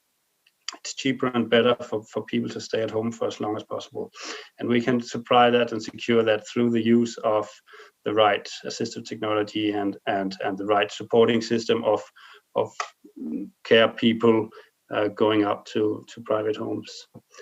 And on the next slide, of course, when and if people are no longer able to stay in their own homes, senior citizens of Denmark also move to nursing homes. And out of these more than close to 1,000 nursing homes in Denmark, most of them are run by the public, by the municipalities, and the rest are private-run nursing homes. I think based on how to live on these nursing homes, there's very little difference between what is provided in a public municipality-run nursing home and what's done in a private-run nursing home. Denmark is, of course, a smaller country than Ukraine with 5 million people, but about 40,000 Danish senior citizens now live in nursing homes, and the average age of a person living in a nursing home is 84 years of age, or 84 years old. As it says on the slide, 26 of the residents are more than 90 years old. So nursing home is to be considered the last step in the lifespan of senior citizens. And to be able to live home in your own apartment or house for as long as possible, assisted living can provide this smart home view on how to be able to perform the daily functions as a senior citizen, also as you get more and more old. I think some would say that Denmark is leading in the use of smart home technologies, products, and solutions. And what you see on the picture here is, of course, a lift to transport citizens from a bed to the chair and almost to the toilet, and so lifts, alarm systems, voice control devices, and so on can, to a very large extent, secure the ability for senior citizens to stay in their own home for as long as possible. And this is the industry that I represent, and we of course work very closely with the municipalities and the public care centers on how to equip and make sure that these private homes can work as also valuable homes for a long time for the senior citizens. And well, we see a technological development from very traditional aids for elderly people. We see a rollator, we see a wheelchair, we see a scooter, into more technologically advanced solutions, which also provide the right data on the use of these different technologies, and providing useful and very critical information on the state and ability of the senior citizens, and data that can also help care people and in the end nurses and doctors on the state of these senior citizens. So the field is moving from a low point of technology to a much higher point of more advanced technology, and this gives a lot of opportunities, but also gives some challenges that we have to overcome on the use of data, for example. I have also with me here this white paper on Danish solutions. It's called Dignified Elderly Care in Denmark, and it's kind of a catalog of many different solutions that can be provided and used to be able to provide this dignified elderly care and to provide the ability to stay as long as possible in your own home, and when you come to a care center, also to improve the lives there. It's a catalog, so to say, of solutions collected by Healthcare Denmark, which is a organization working to promote the spread of well-proven technologies from Denmark to abroad. And I hope you can find inspiration in such a catalog also by visiting Healthcare Denmark on the website provided here. We have, I would say, a lot of experience in how to provide a safe and secure and would you say ways to live as a senior citizen, both in private home and in institutions. finally, I will point some attention to Health and Rehab Scandinavia, which is a fair if you're interested in technologies, if you're interested in new solutions to improve the lives of elderly people with the use of assistive technology. Please point your attention to Health and Rehab, which is a fair next time taking place in November in Copenhagen. That was last slide for me. I would like to say thank you very much for listening, and I hope I've given some inspiration to Ukraine on how to work with setting up a system and a nation that can supply the strong basis for pensioners and elderly people moving forward. It's been a great honor for me to be able to join this important forum today. Thank you. Так, Мортен, thank you.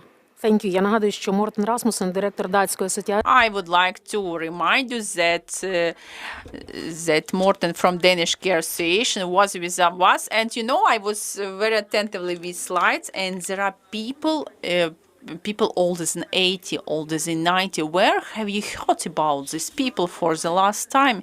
Can you imagine how precise is this system, how comprehensive and developed it is? Because that is a whole specialization in our country. Unfortunately, it's still on the level of relatives quitting their job, sitting at home, losing income, losing their mental health, having a lot of argues with their old parents because they don't have any other solution, and the consequences are terrible. We should think also about professionally prepared people, because you know, a lot of these people need professional medical care. What to do because they are too old. Okay, and let's move forward on the agenda. And our next speaker is from our neighboring country, from Poland, and Poland is working on their system all the time. It's a kind of life organism, and it should be respected, because in Poland they think all the time how to improve the life of elderly people, and we would like to express gratitude to our next speaker for sharing experience how pensioners live in Poland and which pension system did they selected. That's exactly what Dominik Komorek will tell us about. He's from Ministry of Family and Social Policy of Poland. Nice to see you. Are you ready to continue our forum? Yes. Good afternoon. Yes, thank you very much. Thank you for your kind welcome. Thank you for the possibility to participate in this fantastic conference. I'm very glad and I'm very thankful for the invitation to participate in it and to share with you, with our Ukrainian friends, all Polish experiences from the previous 20 years, let's say, because it in 1988 was the major breakthrough and a major change in Polish pension system. So, if you don't mind, I will go straight to the biscuits and start my presentation. I don't know whether you see it on your screens. There should be the title slide. Yes, jolly good. I see it on my preview.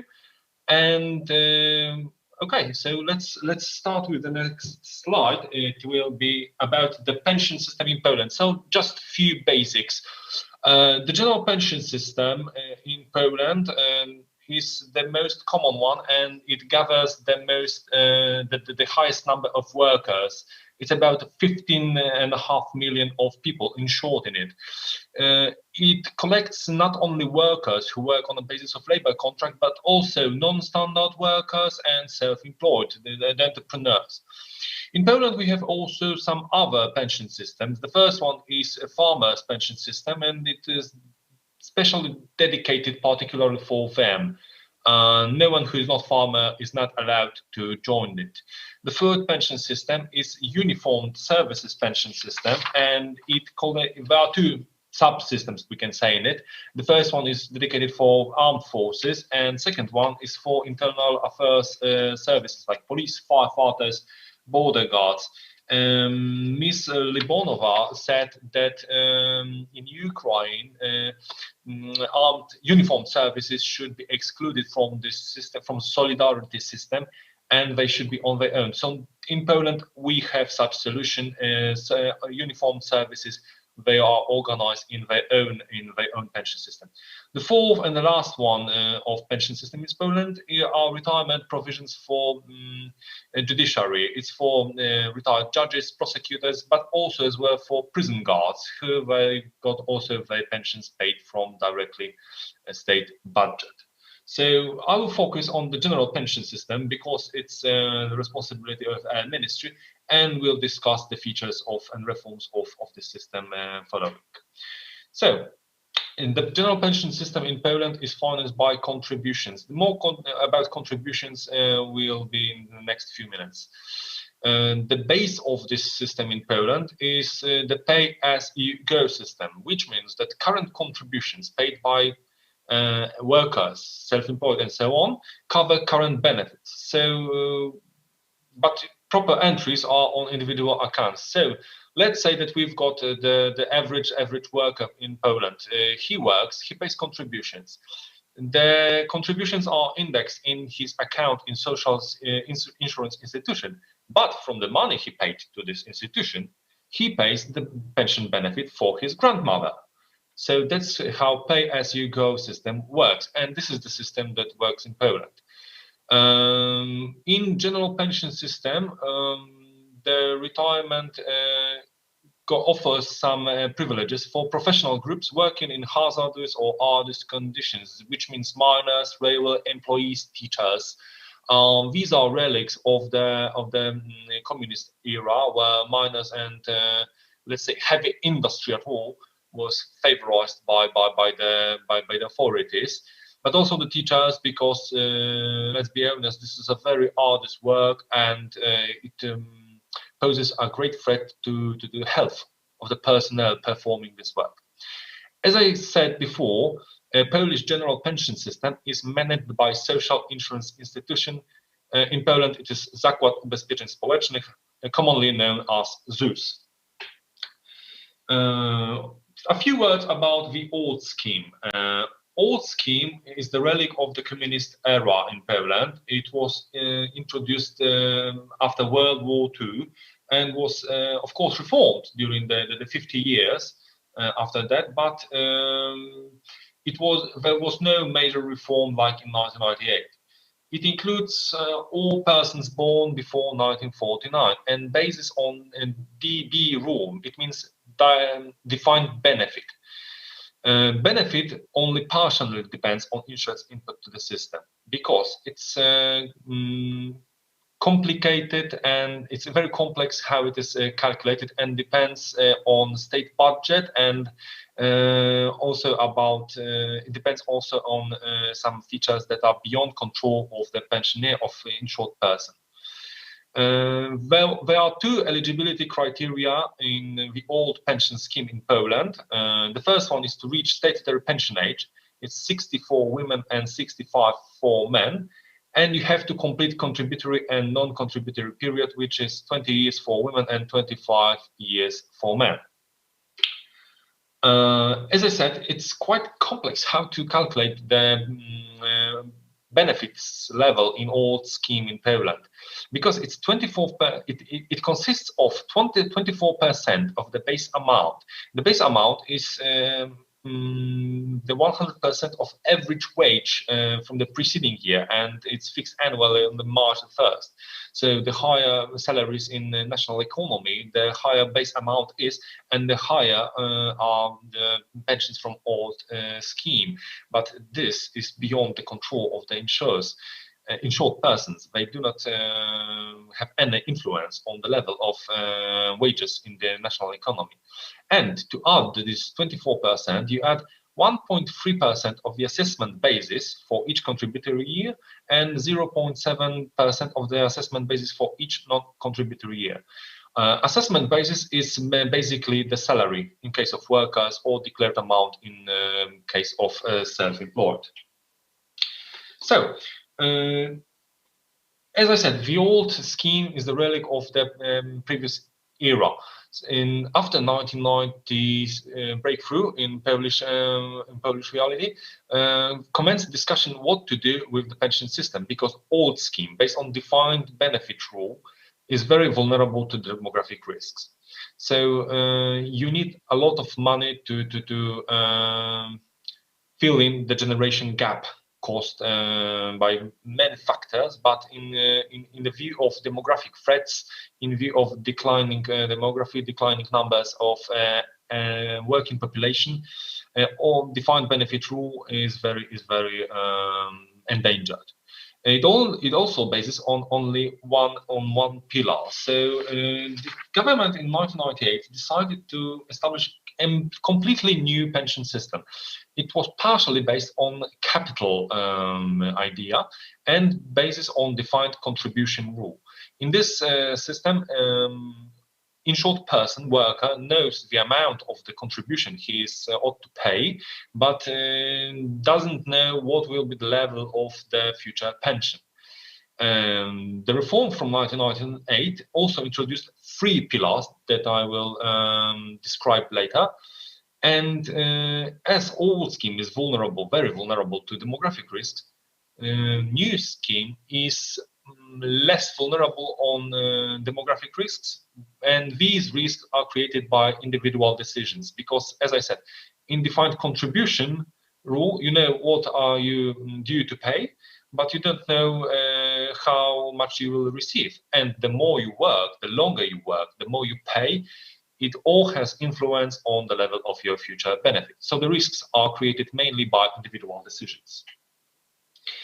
1998 reform is the milestone of pension system in Poland because it started phasing out the old DB scheme. It also restricted the possibility to retire earlier. It's it's like, let's say, it's a millstone on the neck.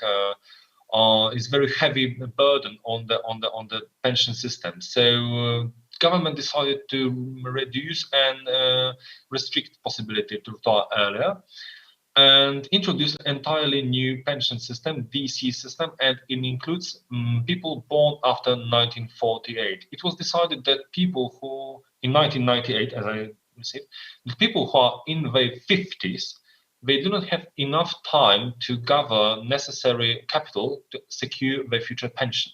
So that's why they were left in the old system. But persons who were born after 1948 could and before 1969 could choose whether they want to be participants of the old or new system. Persons born after 1969, so during the reform they were in their 30s, it was decided that they will entirely belong to new system because they have a lot of time in front of them, so ahead of them. So they would secure their capital on their future pensions. So that's why the cut date was decided as 1948. The construction of a new scheme, as I said, bases on 3 pillars. The first pillar is state compulsory pension paid by social insurance institution. The second one is capital. It's now voluntary and it bases on open pension funds. The third pillar is entirely private. It's entirely voluntary, and it includes instruments on individual or occupational private savings for future pensions.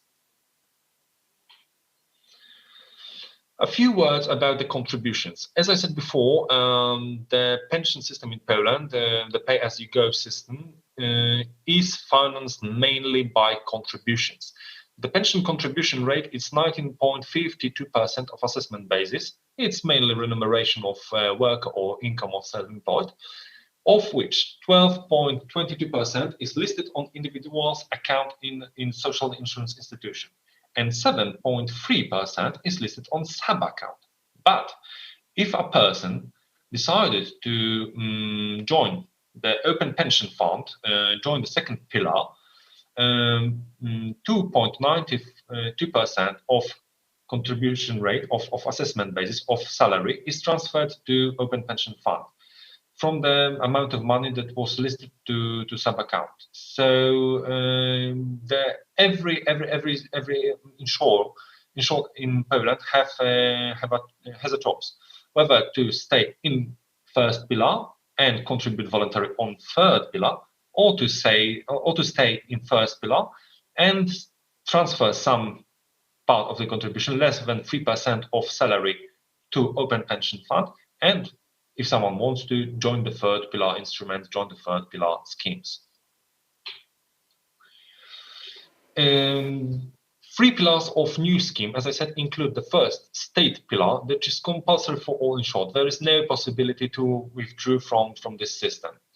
So if you want to withdraw from it, there is no possibility.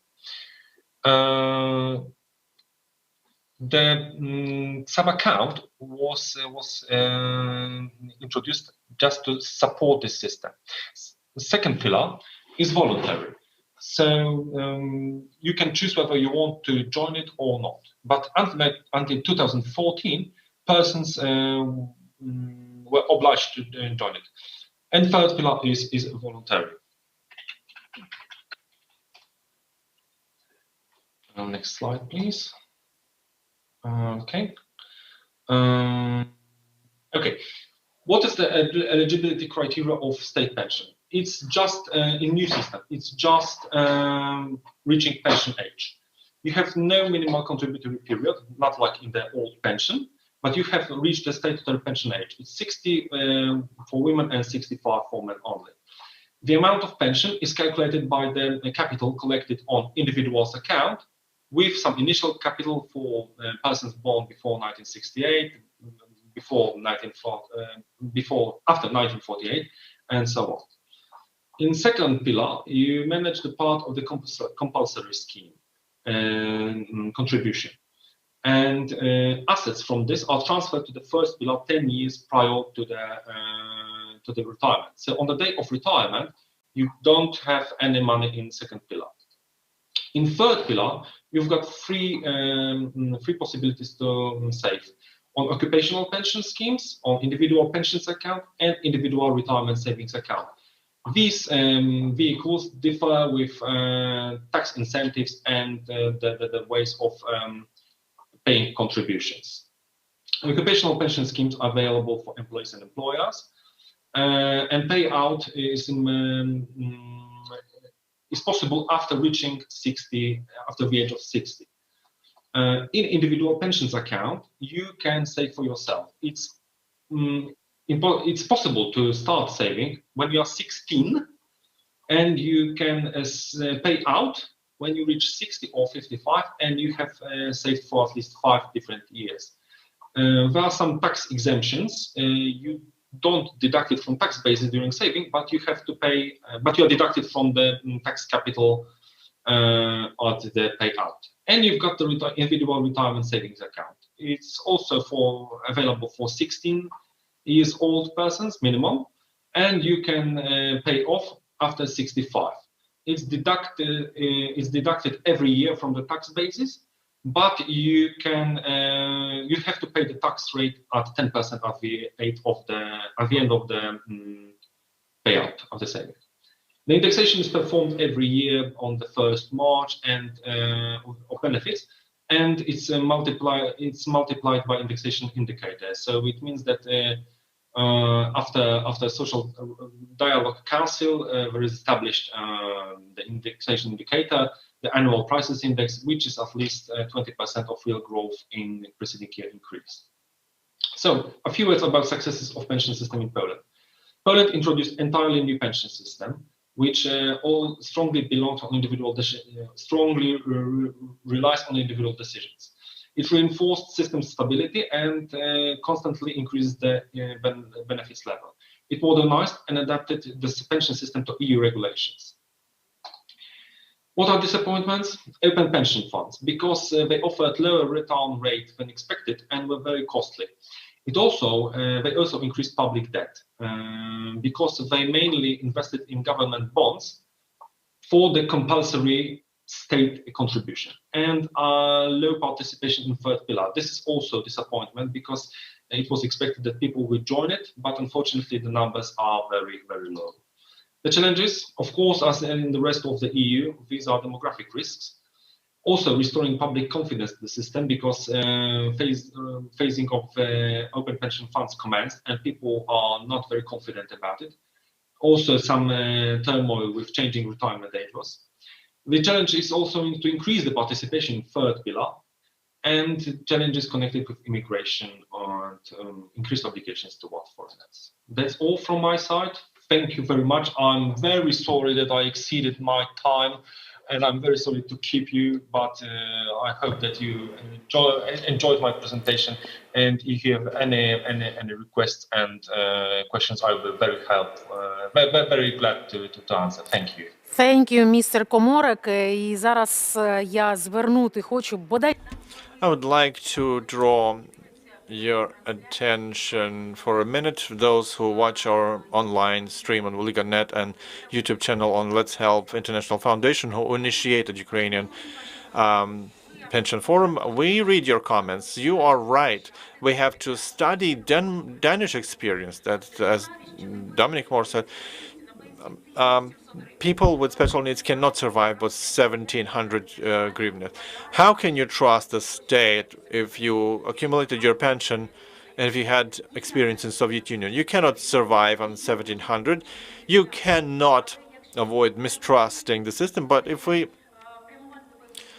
don't drive the changes, there won't be sustainable pension system. We have to change the system. We have to take care not only about people who are pensioners right now, but about our children and grandchildren who will thank us in 50 years if we do the good job. Retirement support is not something that is resolved in a snap of the finger. It's a strategy that is designed and shaped here in Ukrainian Pension Forum. Our first panel is over. We thank everybody who was with us, all the experts, and thank you to the viewership who's been watching and thinking with us on these issues. We are moving forward, and if you have specific concrete proposals, not just criticisms, you can send them here on this address, idea@pensionforum.org.ua. And in a minute, we'll start the second panel. We'll be talking about the services for the people of old age and the necessary changes in that. But before we continue, I want to suggest you watch one video.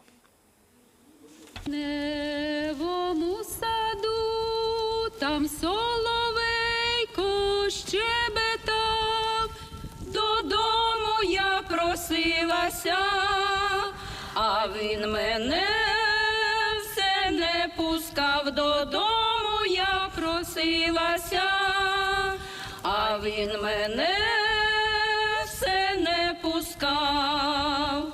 Козаче мій, а я твоя, пусти мене, зійшла зоря, проснеться матінка моя, буде питати, де була я, проснеться матінка моя, буде питати, де була я, а ти такий їй дай отвіт, яка чудова майська ніч, весна йде, красу несе, а тій красі радіє все, весна йде, красу несе, а в тій красі радіє все.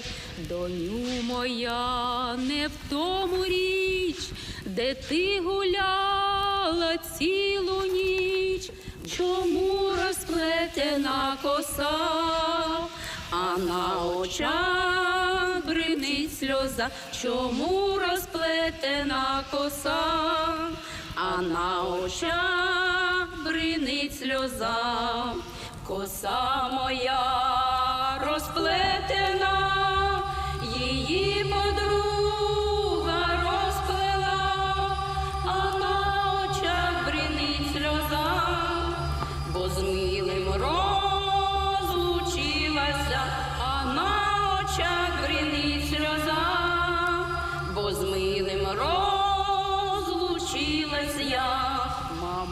моя, ти вже стара, а я весела й молода, я жити хочу, я люблю, мамо, не лай доню свою, я жити хочу, я люблю, мамо, не лай доню свою, я жити хочу, я люблю, мамо, не лай доню свою.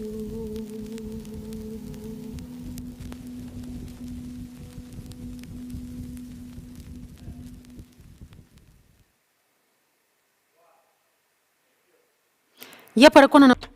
I'm confident you also want to live and help, so virtually or non-virtually you're with us and have been listening to our discussions, and we're going to be talking about services and ideas that will lay the foundation in our model of the old age in our country. Let's remember the model shown by the founder of Let's Help Foundation, Oleg Bondarenko, at the very beginning. You can see it on the screen. Please see, our objective is to fill the life of the old age with services affordable to every senile person in Ukraine. There should not be inequality here. We have to be equal when we're pensioners. And these services will be able to improve the quality of life. In the panel about the services, we will have such participants. Let me give you Vera Tchaikovska, PhD in Healthcare, Gerontology Institute of Ukraine, Jana Savrilova, Rector and Head of the project University of the Third Age from 1999, Larisa Pahomova, a Director of the Network of Sports Clubs Sport Life, Oksana Dautova, Operational Director of the National Charity Fund Let's Help, and Anatoly Tsarenko, PhD, Doctor of Medicine of Hospice Medical Healthcare of the Academy of Shupik. Also online, we will have Anna Zakharash, Director of Corporate Communication, Kiev Star, Irina Pinchuk, Head of the Institute of Psychiatry of Kiev National University of Shevchenko, and Irina Kurilo, Head of the Department of Studies of Demographic Processes, Demographic Policies of the Institute of Demography and Social Studies, named after Ptucha, National Academy of Sciences of Ukraine, professor. My first question to Vera Tchaikovska. Let's be honest that the body of knowledge in gerontology has been very valuable. Our scientific basis is unique. There has only been 3 of such countries in the world: China, the US, and also Kiev, Ukraine. If Kiev, Ukraine supported the scientific base we've inherited from Soviet Union, we would have been here in Ukraine. We would have had the biggest longevity in the world with the best life conditions. But we don't value what we've had, what we've accumulated, and now, unfortunately, these are underfunded ruins of our science with the most enthusiastic employees. But I've heard recently that we cannot throw people at progress as firewood. So Vera, if the Institute of Gerontology, if you get my image the way I meant it, if you had worked without losing your pace from Soviet Union, what would our society would be? Dear colleagues, dear friends, what can I tell you?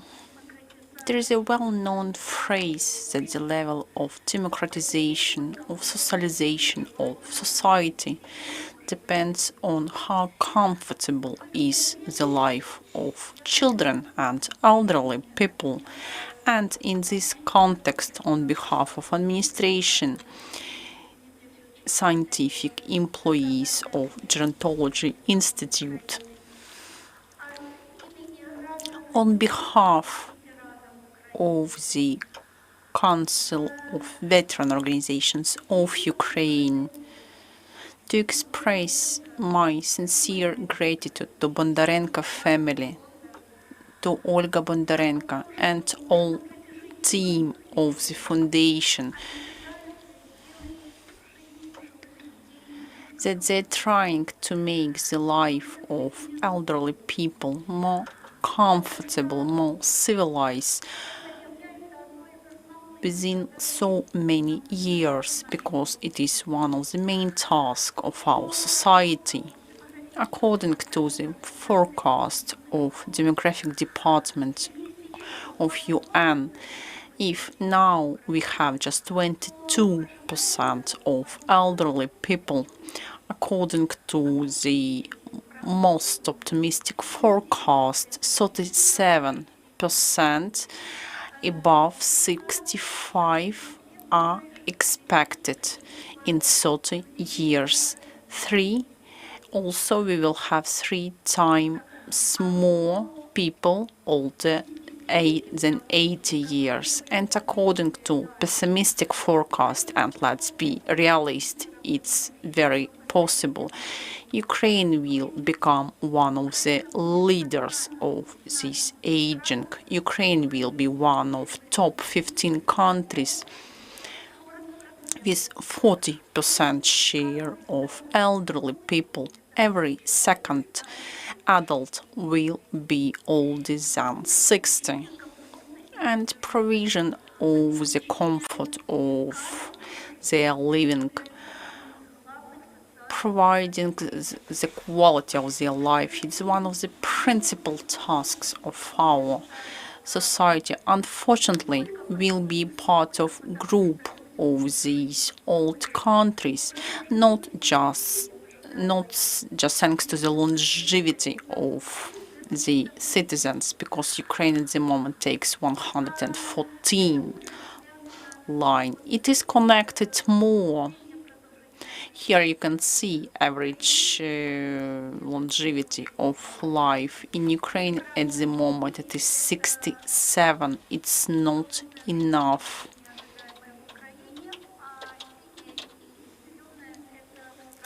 And blue and green are European countries. We are becoming an old country due to the high mortality of the population. Especially we have extra mortality of employable people. Also we have very high child death rate.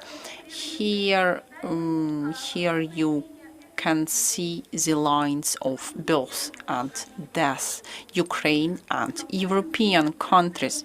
Here you can see what a huge gap do we have between birth and death.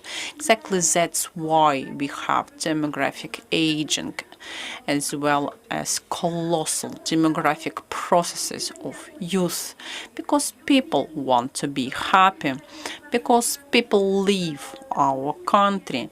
They are looking for happiness, they are looking for comfortable life, they are looking for stability in job, in salary, for children education. There is happiness index, global index, and Ukraine is 123rd between Namibia and Liberia. Young people leave Ukraine looking for job, of financial provision, develop of their creative potential, personal potential. But what about quality of life of elderly people, the one who stay in our country mainly?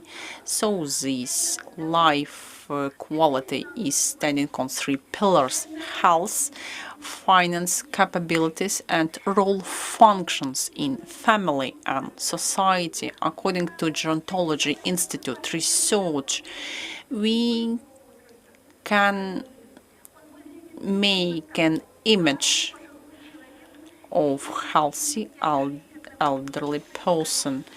Every person has about 5-6 chronic diseases at the same time. Everyone needs rehabilitation every year under the supervision of general practitioner. Everyone needs some restorative treatment. Every third person needs to be hospitalized, planned, or urgent. If you look at people older than 75, and according to definition of World Health Organization, these people are called elderly. Every fourth person cannot leave the apartment, especially in winter time. Some people cannot take care of themselves, I mean hygiene. 80 лет и старше, то 20%. And also, if you look at people older than 75, many of them require specialized psychiatric help, and I'm sure that Irina will tell you more about it. 30% of people require medical care every day, and they do not get it neither from the state nor from their relatives due to different reasons. And also, I forgot to mention, 72% of our elderly people need implants, dental implants, and that is a very actual issue for our country, especially after we do not have free dentistry anymore. 9% need palliative care. Anatoly will tell us more about it.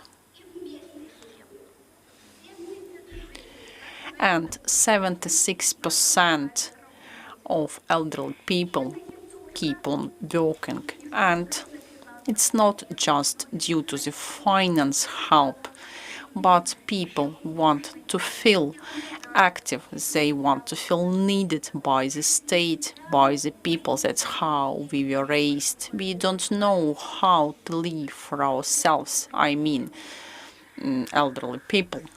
And that's what we need to learn how to do it. 75%, according to sociological survey, would like to visit some courses, I mean hobbies, sports, creative workshops to maintain their creative activity, physical activity. About 50% of elderly people would like to travel if they have financial capability, organizational capability. And also we can see how it's going on in European countries where they have tourism for elderly people with discounts. So that's all about health, but I will return to it later. Regarding financial possibilities of these people, 80% of lonely elderly people or elderly spouses are living on the breadline. 90% saying they have no possibility to pay for basic medical services, to buy required medicine, hospitalization, so for and so on. That's why most of them are just do not go for medical services. But do you remember what I told, that they have 5-6 chronic disease? But 10% are saying that yes, we can pay, we can sell something, the children can help us to make some surgery to be healthier. But the quality of the provided medical service should be higher. It should adequate to their financial requirements. Main clinical institutions that is doing with elderly people is Gerontology Institute that you told about. This institute was founded in 1958, so it has a lot of materials who are elderly people, how to treat them. Also, in the institute, we have a lot of fundamental research on longevity. Also, it was proven that biological age of Ukraine is 5 years older than their passport age. People become elderly quicker, and we should do something with it. Also, we have Center for Vocational Training, additional training for doctors, for nurses, especially those who take care of elderly people. And we need state support to do all that. But in the Ministry of Health, but Ministry of Health at the moment cannot pay for geriatric centers, geriatric departments. There are no specifications developed for this category of population. Elderly people is equal to adults, and it can be palliative or geriatric.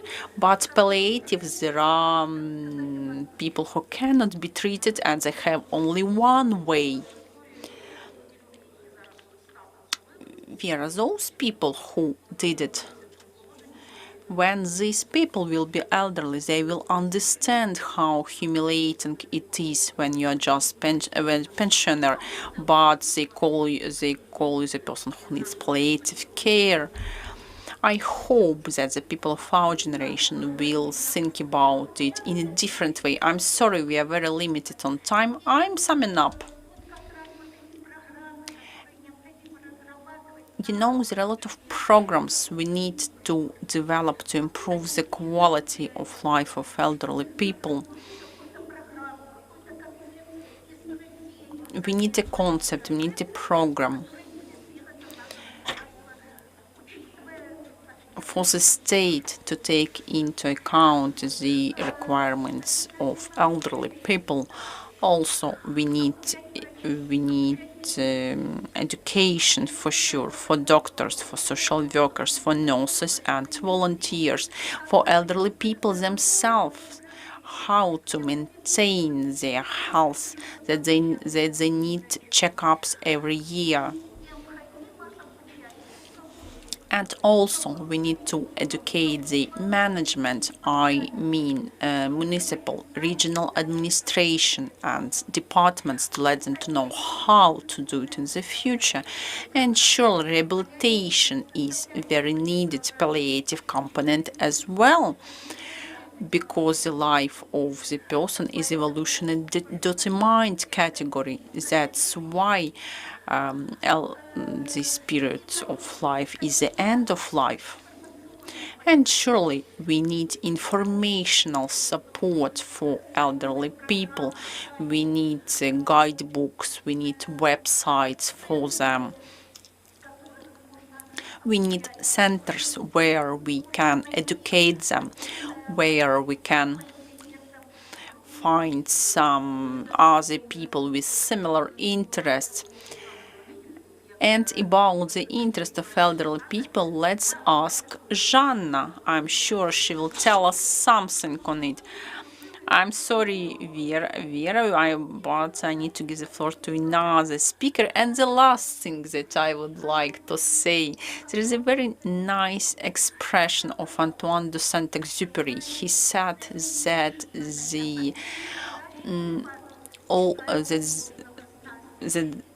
to being elderly person is not another planet, that it's something that expect for every one of us. So I would like to wish you better destiny and better quality of life in the elderly life. Thank you very much. Thank you very much. But our pension forum is not over.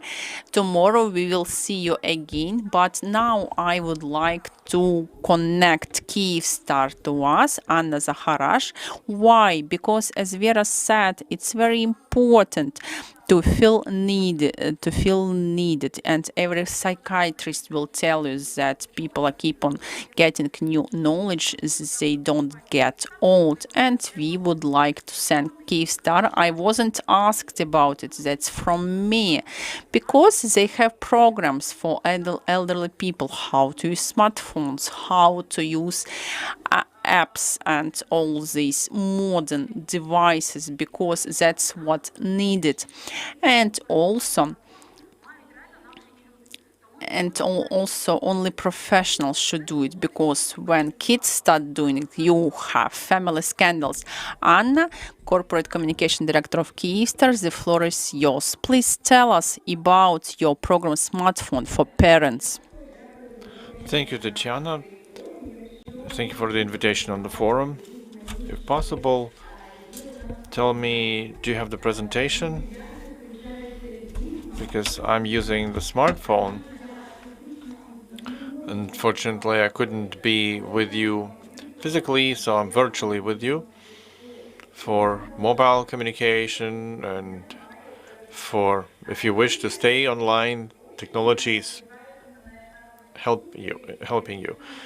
Hopefully you can hear and see me well. Let's see the next slide. And as Tatiana rightfully said, why we decided to start the project Smartphone for Parents. The project has been around for 2 years, and we faced a challenge because we've seen that as a telecom business, the 87% of the population are covered by 3G technology, but not everybody is using them, or even those who have smartphones. On the slide, you can see that 56% of the audience, 55 years plus, do have smartphone, but only 51% are using them. Why is it so? We did a study, and we've corroborated our theory that first, people of old age are afraid of using mobile internet, and secondly, they would be using a smartphone, but there's no one around to explain to them how. And of course, if children or grandchildren are doing that, sometimes even conflicts arise. So we decided to make a very simple training course for those who want to be able to use the smartphone well. So let's see the next slide. So what we've done on the website, Parents Kyivstar UA, you can see the first season of Smartphone for Parents. It's the first 10 episodes of how to use smartphone. We all have used to ordering food online, checking the medical prices online, watching videos, being present on social networks. So if you see how much time we spend with smartphones, we will be impressed. It's some 5 to 6 hours per day. So, and even more so during the pandemic, when children started using online much more, and even training and going to school online. So the time that we spend in the internet has increased. We got used for that, but our parents, our grandparents have not. So I would like you all, you see this website, batki.kyivstar.ua. If you know someone who is not using social networks, they don't know how to make their email, how to watch a video on YouTube, how to find a recipe for some dishes, or just talk through the video communication, please advise them using batki.kyivstar.ua and watch the videos. And of course, help them out. Be patient with them. at least some time, encourage them, give them examples that it's very simple. Next slide. And as I said, for 2 years we have watched how the life of those who started using new technologies is improved. So I can tell you that people have become closer to each other. When, for instance, a grandmother or grandfather knows or can read her grandchildren's social networks, there are more topics for discussion. She's more internet savvy. She's on the same wave with her grandchildren. And we've seen that using new technologies, which is pretty simple, but it has to be communicated to people of old age. This is necessary. This is a norm of your life. And that empowers you to be on the contact with them. You can talk to your friend who lives in the US. This is a technological miracle, and you have to take advantage of that.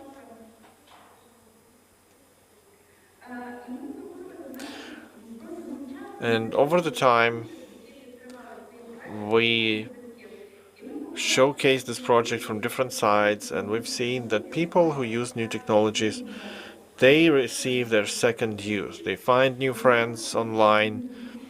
They find new hobbies online. They become young again. So we get as many people as we can to this project, and we thank the Ministry of Digital Transformation who supported our project a year ago, who published first lessons on the DIA portal. I'd like to thank all the bloggers and opinion leaders who use their own experience how to teach their family to use smartphone and how it empowers them. So I want to say that for us, it's not just an audience of the old age, people 60, 70 plus. Those are our parents, our grandparents. So if we can do something for them, if we can make their life better, especially at the time of lockdown and pandemic, let's do it together, because we, from our side, we provided cheaper tariffs for internet for parents or phone calls for parents. Let's be closer to each other and support each other in these difficult times. Thank you. And before I pass the floor to others, I would like to present a small video, some 2-3 minutes.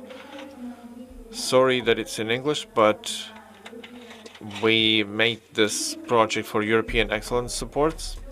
And this year we received for all of our country the grand prize in telecommunication. So thanks to everyone who supports this project, and it's very, very important.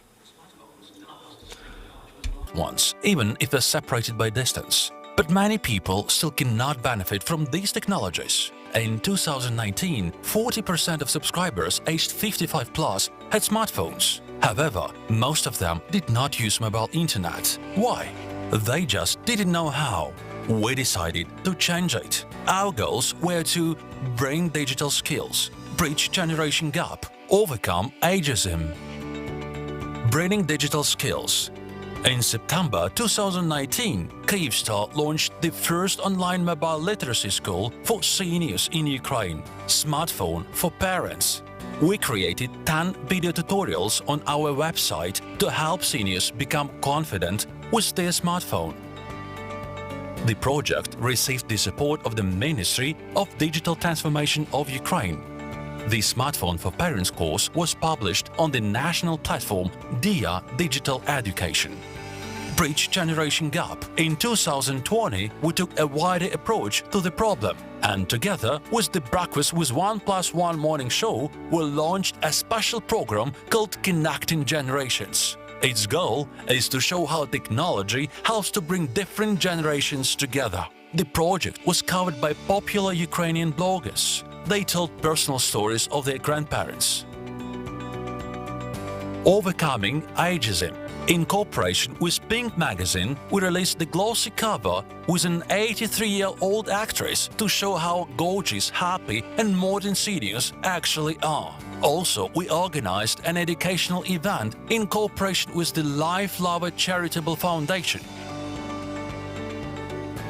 The smartphone for parents had extensive media coverage: TV, digital channels, social media, online and printed press.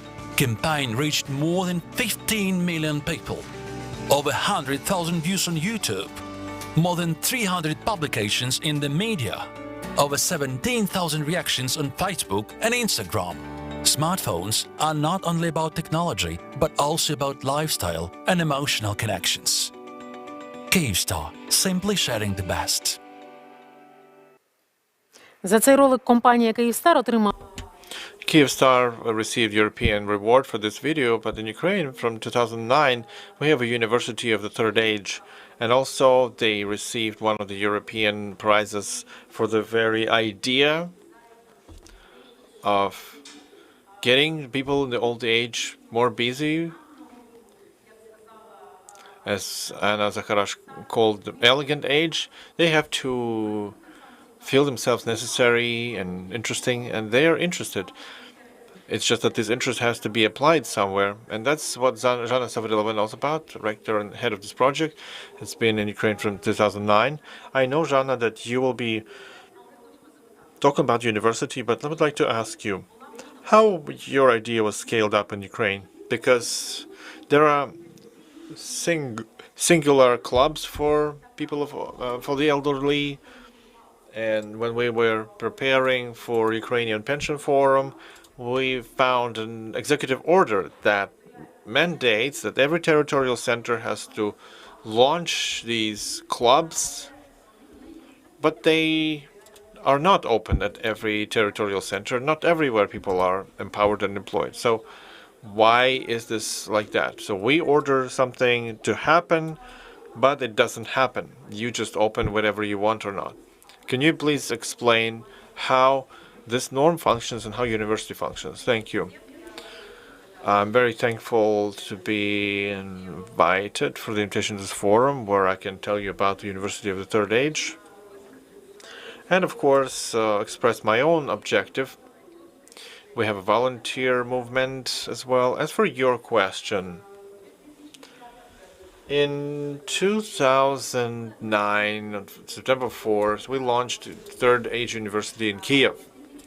In 2008, this university was also launched in Kovel. So this was basically a pilot project of the UN. It's like a franchise that you can take and apply. And we, of course, didn't expect that we would have as many people as we're training now. Over 11 years, we've trained about 9,000 people of old age, and every year we train about 2,500. Now, as to your age, in 2009 we were launched. The press did show something of us. People started contacting us because it's an exciting new thing, and it really empowers people and gives them good health. But unfortunately, the Ministry of Labor and Social Protection, they saw that already this university in Ukraine, but they did it only in 2011.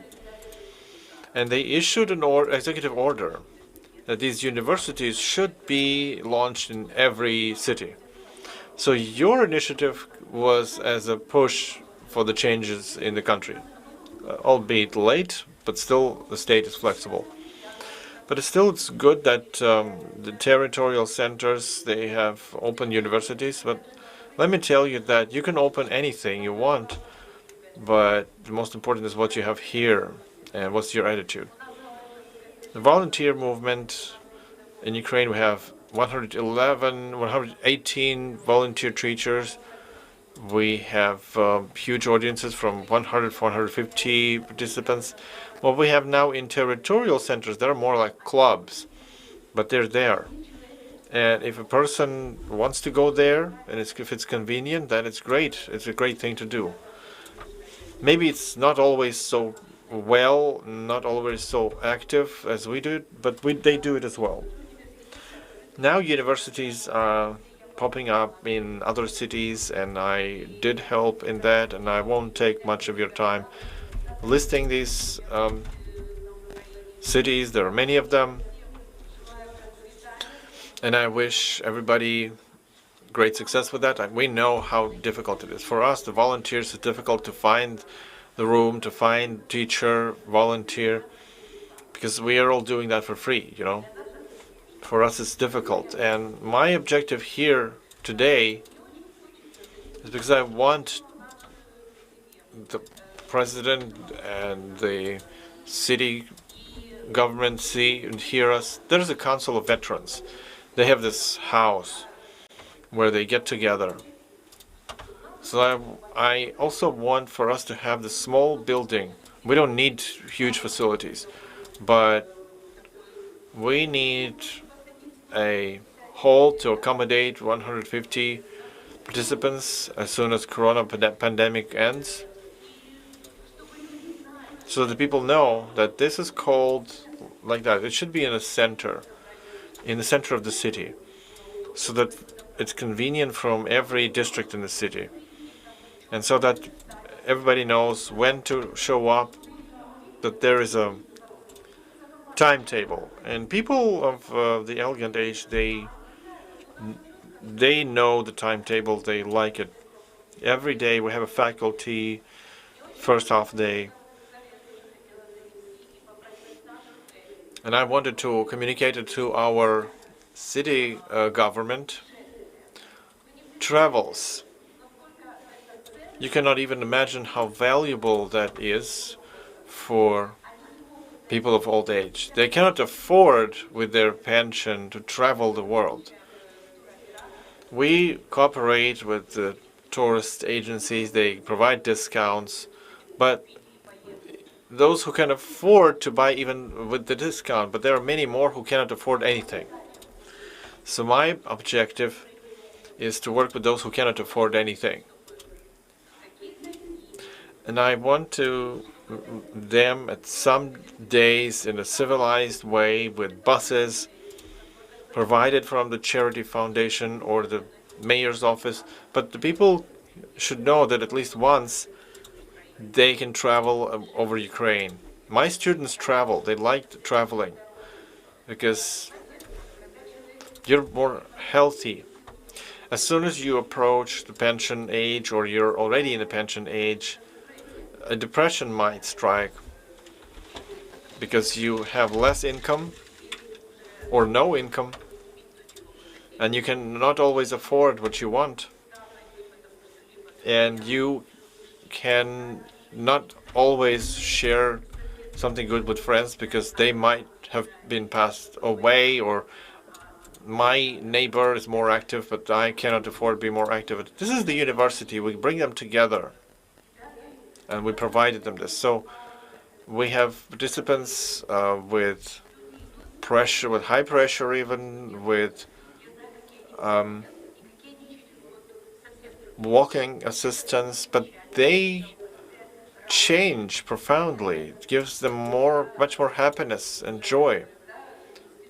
And the respected Institute of Gerontology can prove that it's that internal state that determines the health of a human being. So do I understand correctly? What's the understanding how to engage these people to being more active? How do you have where to get the volunteers? So you do have volunteers, but you don't have the facilities. And it's about redistribution of resources. We have empty spaces, lots of them in Kiev and other cities. We have libraries that take several floors in the villages. So it's just the repurposing of the facility. I would like the leadership of our cities to hear you. It's very simple. Most important is to hold the idea of dignified retirement, and you don't even need much money to. So I'll pass the floor to the next speaker. Thank you. Thank you. And now I'd like to ask the question to Larisa Pakhomova, head of the network of sport clubs Sport Life. You're a very aggressive player on the market. You're offering your products, which is okay to be aggressive in terms of marketing and sport. Only that moves people to train. But if we talk about people of the elderly and what Larisa said, some cannot even afford it with a discount because they can only buy basic things and pay for utilities. How the state should act in terms of promoting physical activity for the old age? What can you offer the state? What can you offer these people? Thank you very much. I'm very grateful to you as well as other participants for the possibility to take part in your forum.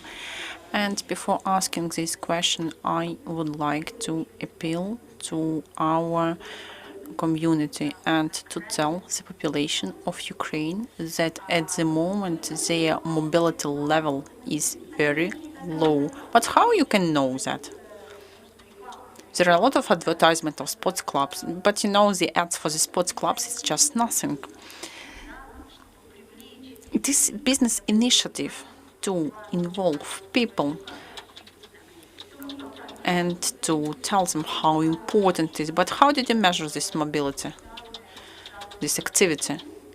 There are data of social research, and it shows that just 4% of people older than 65 are doing something with their physical activity, and just 13% of all Ukrainian population get normal doses of physical activity that allows to support the health. So not half of Ukrainians are doing some sport, no, not at all. Probably we have this distorted image due to the ads that we can see everywhere talking about fitness services. According to the statistics, just 2% of the population have some membership in some sport clubs. In America, 21% have this kind of membership. As we can see, we cannot even compare these numbers. The level of physical activity of the population, that is a problem that in the future we will see in older age. That's why I would like to tell you about the problems for the people, for the state that we will have due to this low level. First of all, due to the technology's development, due to the development of the social media that have very bad influence on lifestyle, physical activity is low, and there are more and it becomes more traditional to sit at home or to sit somewhere, starting from school education system. For instance, look how it looks. Look at the offices. They spend there the whole working day there sitting. And what do we have at the end? We have chronic non-infectious diseases. First of all, there are diseases of heart and vessel system. According to statistical data in 2020, 66% of mortality in Ukraine happened due to the heart vessel disease. But in European countries, it's no more than 40%. It says about efficiency of population involvement to physical activities.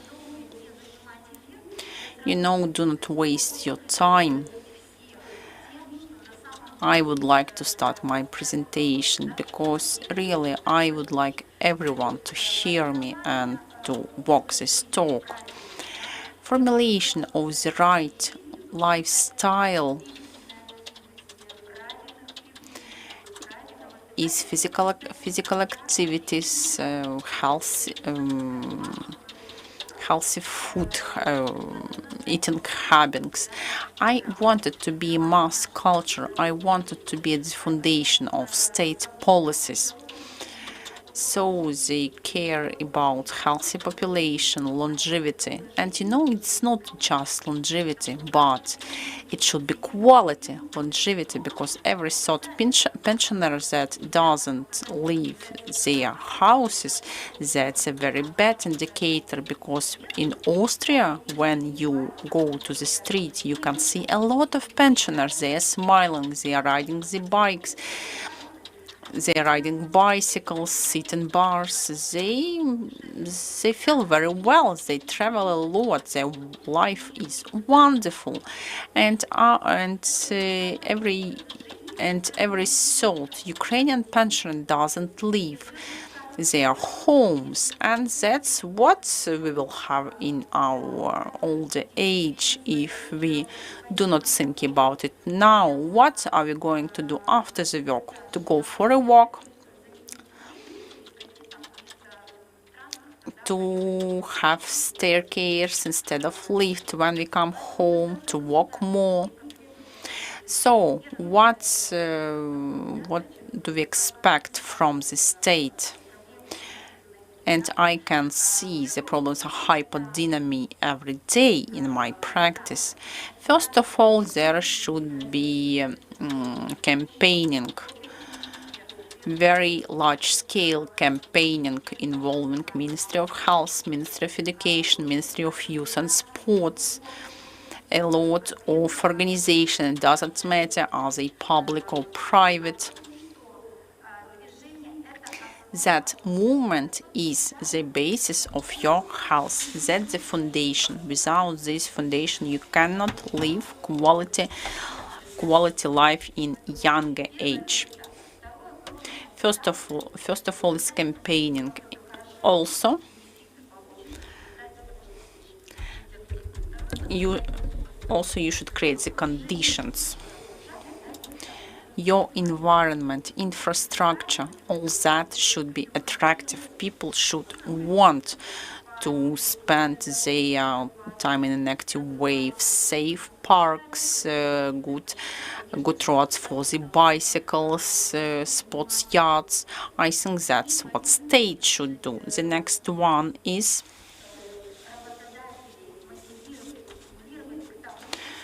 the next ones are employers. They should motivate and stimulate the employees to have some physical activity, because most of the population of Ukraine go to offices. So employers should be interested in the active lifestyle of their employees. And it's profitable for them as well, because they will be more efficient, they will use less sick leaves. And also, I would like to highlight the role of Ministry of Education in this process, because it's wrong that it's also static in schools and universities, and also some public-private partnership should be created. I mean establishment of the legislative base, I mean benefits for businesses, probably through the review of tax system.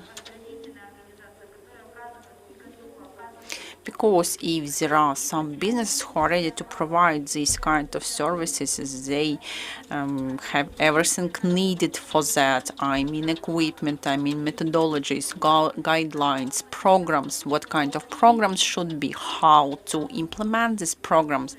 So to use these businesses, these structures to solve our global problem, I mean, to make our nation more healthy, we need to create conditions for that. Here are the main points that should be taken into attention to make our people healthier. so they weren't afraid of the pension. Thank you very much, Larissa. We promised you that we will finish at 6 p.m., but according to our speakers, sometimes they couldn't stop, and we understand why, because this problem of decent retirement, it's very important.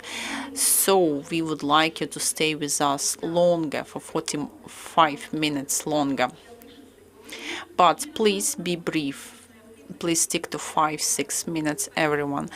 So we just discussed physical activity. Let's not invent a wheel. Everything is clear and well known. Just eat quality food, be positive, be active, and you will live longer. Some companies are working on it already. Probably in some time we will call old age a disease. Probably we will be able to prevent it. And now I'd like to give the floor to Irina Pinchuk, who is the director of Psychiatry Institute of Kyiv National University named by Shevchenko. But before I give the floor to Irina, I would like to give you some data. 1 of 4 of elderly people has some mental health problems like dementia, depression, Alzheimer, and by 2030 we expecting increase in this number because of the anxieties that leads to depression. And also people older than 60 have the highest level of suicide among all age categories. But before that, we would like to show you the video. But please, if you are in some sad state of mind, please don't watch it.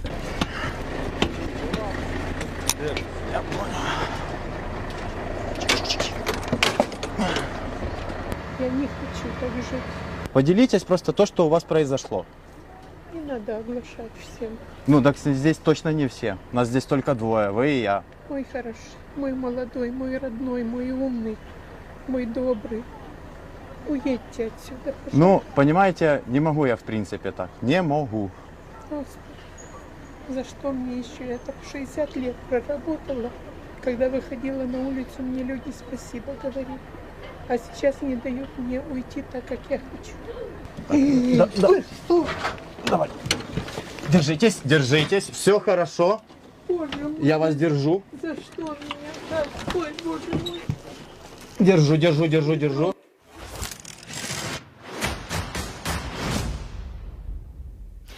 Я пам'ятаю I remember this video.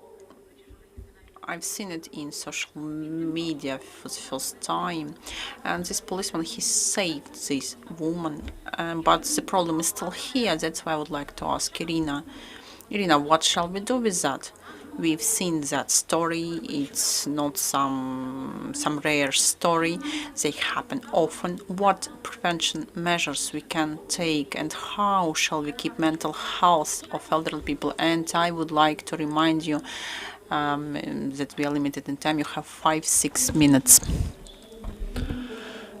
Hello, dear colleagues and dear participants. I'm very happy to be part of this powerful mechanism that is attempting to resolve difficult but important issues of improvement of quality of life of the people of the elderly. I want to stress that one of the key factors that impact the quality of life at the old age is the issue of psychological health.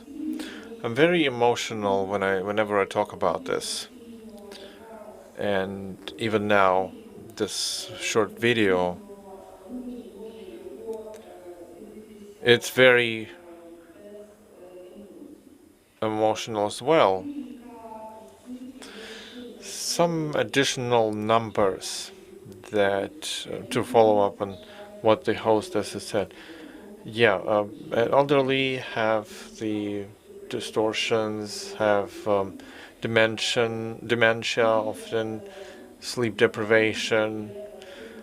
A very negative indicator tells us that people above 80 are among the most frequent suicides. And another serious thing, that those who have that problems of psychological kind, not only in our country but over the world, they don't receive the necessary services and help and care. We know that 11% of people 60 plus, they require psychiatric assistance, and after the 80, 20% of them require that. People all of 65 plus, they are half of all the long-term patients in psychiatric establishments. Unfortunately, in Ukraine, either boarding house or nursing home for people with psychological problems, there's a high percentage of them are senile dementia patients. And now, because of the healthcare reform, a lot of psychiatrical establishments are shut down, and the elderly are the first demographic to hit. One in every 5 patients is an elderly. I'm not talking about the causes of that today, but to be short, to be concise, let me tell you that if we decided to come up with a state program, if we adopt it, we have to understand what the model should be that will make the quality of life better. And it's got to be holistic. It has to encompass both structure and process and the results. Everything we talk about, all these one-off activities, they have to be unified and structured in our leading documents. So don't be scared because of this slide. It tells you about the synergy and a complex approach to this problem of overall. Our conceptual model, it has to unify not only the development of different structures like boarding houses or rehabilitation centers, the nursing homes, they have to also have decent material support and financial support. They have to have staff prepared and trained based on the world programs, and all the indicators of quality have to be there and improve the quality of life. And it is that social activity of people supports their psychological health. I liked how our Polish colleague said that the pension system had a negative impact on the psychological health of the people, and they considered that. And also we've heard that our heads of regional governments have to engage the elderly, have to gauge their wishes and what they want from different programs. And in the center of everything we discussed today, there has to be a person, the elderly person with their needs and hopes. The society has to understand that there are elderly people, and the family has to be supported, has to be educated. They have to be aware that their attitude to the elderly is their own future as well, how they will be treated in old age. We need to get our health care and social care together, because there are many problems that people with psychological problems, they cannot get social services due to various reasons because of the legislation. And I want to stress that maybe the time will come when our state will finally understand how special and how important healthcare and psychological healthcare is. And our society will perceive the people with psychological problems and the elderly with psychological problems with understanding. And as our Danish colleague said, to improve the quality of life, we need a synergy of efforts. And it's that synergy that gives the economic growth. And today, our politicians, our economists have to account that it is the psychological health of the elderly can have a direct impact on the economy of our country and improvement of our country. Thank you for the attention, and I wish you all psychological help and psychological health. Thank you. We give 5 to 6 minutes to the experts speaking in this panel about services that have to be provided to the elderly. And the next type of service is geriatric.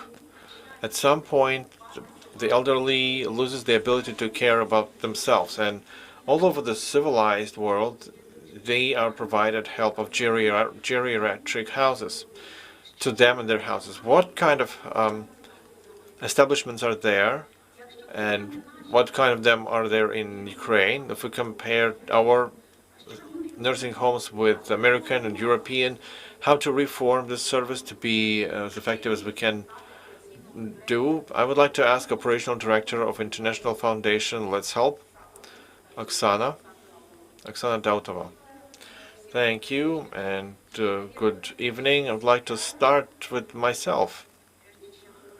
Before I talk about geriatric homes, before working in charity foundation, I used the word the senile boarding houses, where the elderly who are left alone usually stay. And as you say this word, your imagination builds these scary pictures of half-abandoned houses. When I came to work in the foundation, I discovered the idea of geriatric boarding house. But it's more humane, and it's very applicable to this kind of establishment. Whereas the nursing home is basically a home for people in old age. So we want to teach the Ukrainian society to use these kind of word combinations that can be associated only with positive emotions for people in the old age, because they do have a right for that.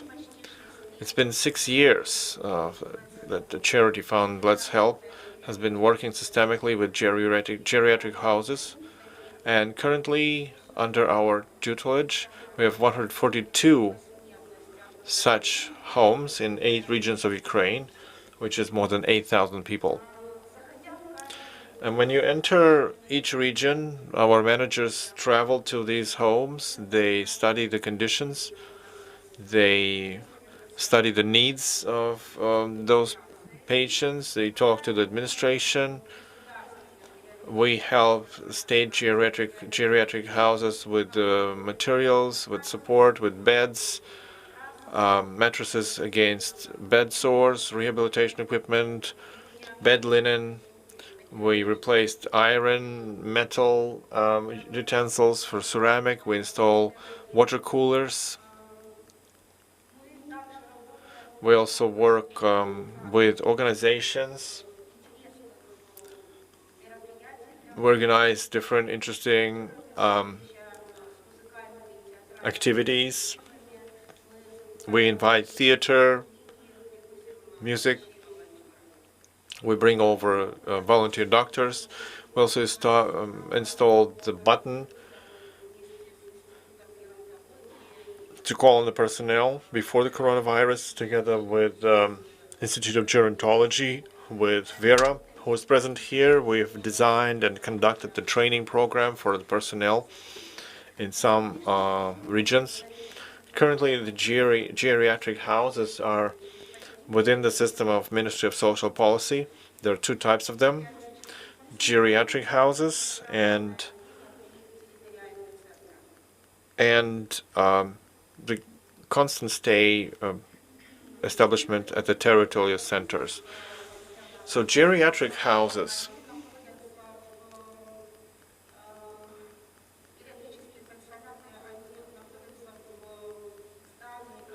they are in buildings built long ago in the Soviet Union, but these geriatric houses have been accommodated properly.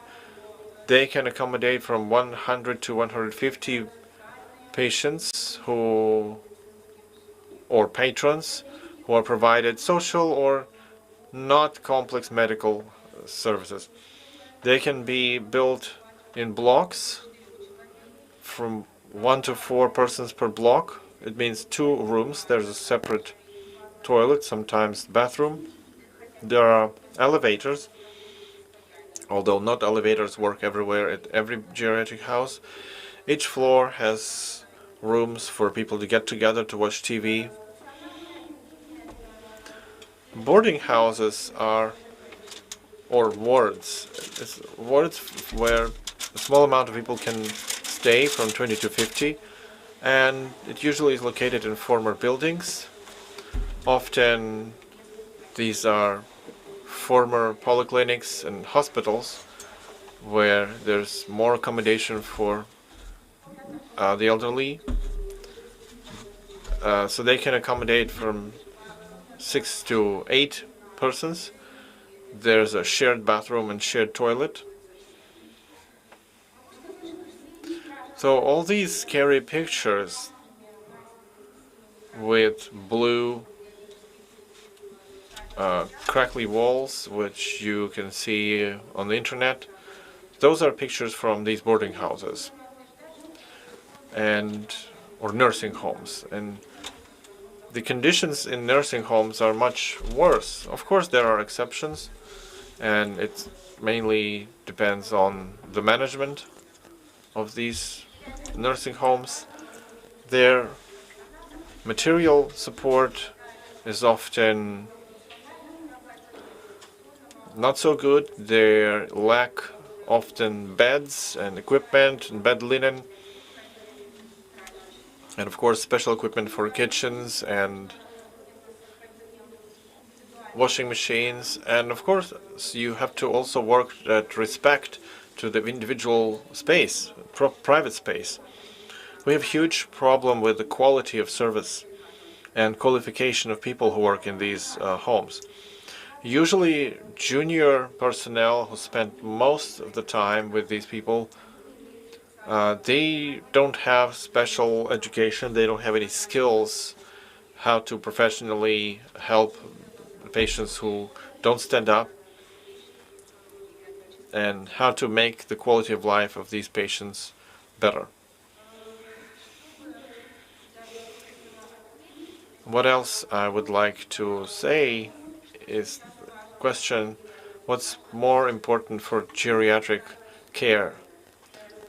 You have to create better conditions for private services in this market.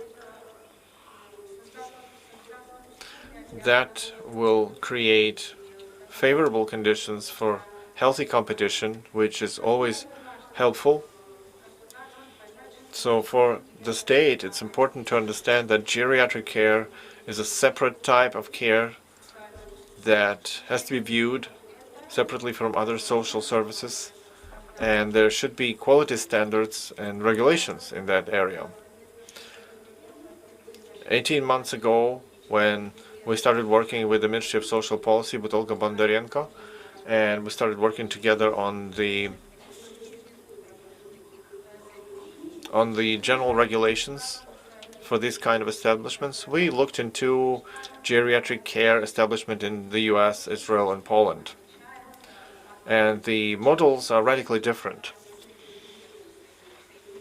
All the rules and regulations are very different between the US and Israel. They are very detailed. Nothing is left for free interpretation what kind of service is to be provided by geriatric care establishment, because elaborated in high detail. Another big problem for geriatric care establishment in our country that has to be resolved as soon as possible is that geriatric care establishments also accommodate patients with psychological problems. And it's the second problem, because we have to distinguish psychological and psychiatric care from geriatric, because that is socially unjust, and it doesn't serve as advertisement for geriatric care establishment. We have to work on the standard for geriatric care, and it's important that the state recognizes the importance for this kind of service and has to make it attractive. And I'm talking about the investment climate. Our neighbor Poland can serve as an example for us, where they have infrastructure and they invite people from Germany and Britain. I would also like to show you a video, which is a video from Great Britain, and they show how the whole system works, how these services are provided. Гериатрических услугах. Please run the video.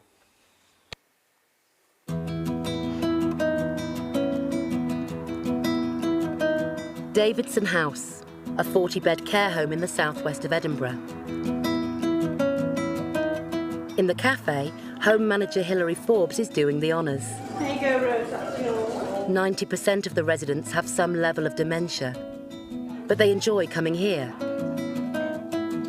They say that when they come in here, that they feel like they're out with the home, they're not actually still in the home, so they think they're going outside to a normal cafe. The cafe was formerly a dingy smoking room, but John was given a free hand to transform it into somewhere stimulating for the residents.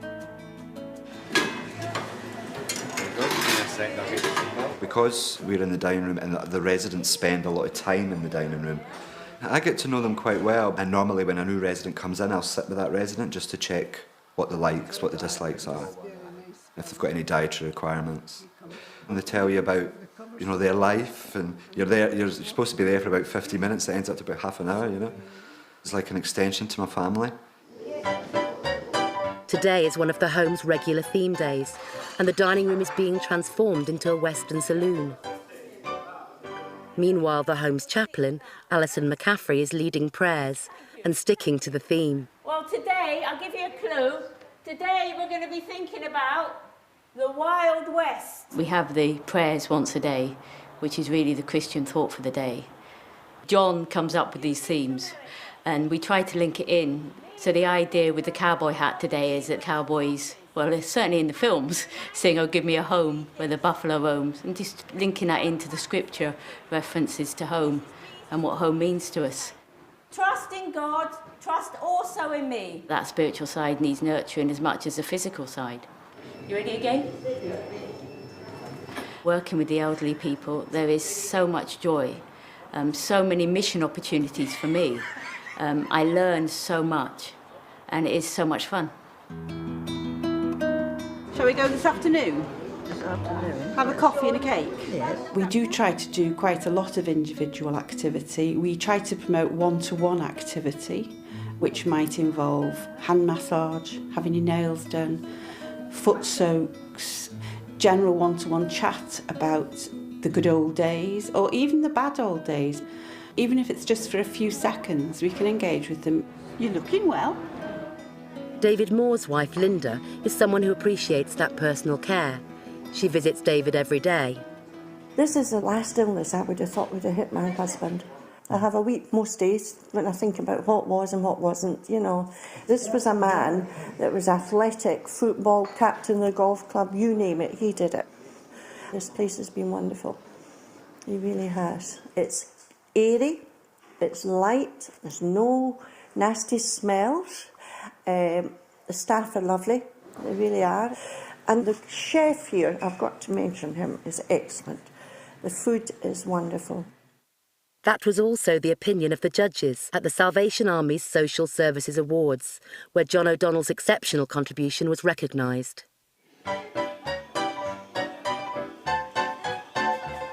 One of the things that particularly impressed the judges was the themed tea parties. And today the staff are throwing themselves into it.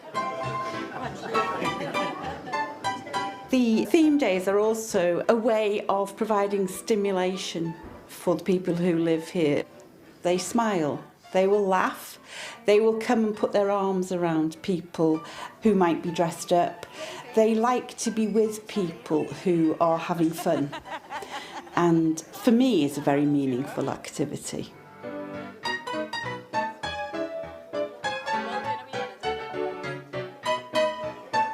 Neil Scott, whose wife Ray is a resident, has also dressed for the occasion. My wife's been in here nearly a year now, so I come down as often as I can, you know, just to give her a bit company. So what's it like here? Oh, rather slightly. You know, the gentleman saying, do you like it here? Oh, it's very good. It is very good. Yeah. And what's the food like? The food like? No, the food. The food. Yeah, what's it like? You know. It's very good. Oh, well, if it's all I good. come every Friday for my fish and chips. Highly recommend it. I think it's went really well. When the staff are enjoying themselves, it influences down to the residents. Do you like it? Back tomorrow morning, start all over again, but without the theme.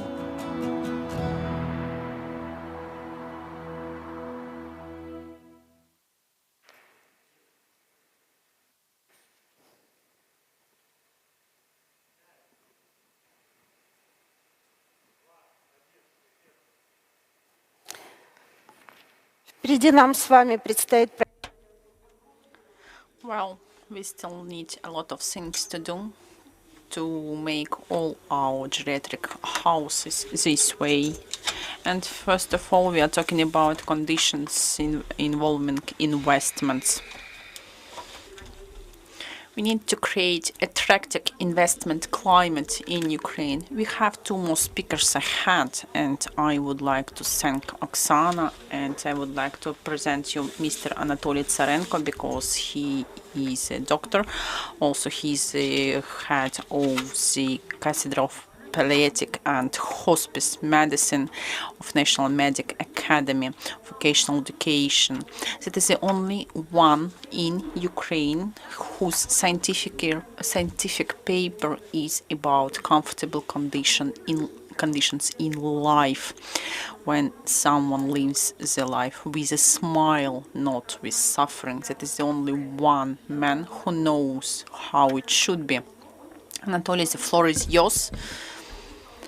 You know, I am ready to listen you for hours, but if it's possible, please stick to 5 minutes, because people who are watching our broadcast asking why we are still here, and also they asking why social workers don't watch our forum. Dear audience, the ones who are watching broadcast, please share this in your FB feed, in other social media, because if every one of you will share it, if you will add how important is the issue of decent aging, we will make it actual. Anatoly, the floor is yours. Thank you very much. I'm very grateful to this forum, to the foundation, that they were able to get together representatives of very different categories. Unfortunately, I wasn't able to listen to the representatives of the first panel. You can find the video at YouTube at liga.net. Okay, I will. If you're talking about the problem of palliative care, Vera told us about scientific research and the University of the Third Age, and also we had sports component and geriatric houses and nursery homes. But you know, the time will come when the person crosses the line and those who believe say that they go into eternity, those who do not believe just go into oblivion. But how to move from this human life to the better life? That's exactly what palliative care is doing, and our task is to provide the quality of life in this final terminal period. Please have a look at this table. It is from my PhD paper you told about the requirements in palliative care. We can see that that at the age category 60 plus, the need among men and women is almost 60%. Фонду ми зможемо провести цілу. Unfortunately, we do not have enough time now, but I hope the foundation will help us and we will be able to have the whole range of the seminars in the regions together with social workers, medical workers, with volunteers. I liked very much seminars of our American colleagues. They have a team effort with medic, volunteer and social worker and even priest included. This kind of team should provide palliative care. So I hope we'll be able to talk and to make a plan of these seminars all over Ukraine. And also we need regional policy to be focused on quality and accessible palliative care, especially for elderly people. In my presentation, I plan to give you the whole range of the definitions, but I will tell you also that we have enough legislation to do it. And one of my conclusions of my PhD paper is that we have enough laws. And now the question is how to walk the talk. Who will need to control it, who will help with that, and that's possible only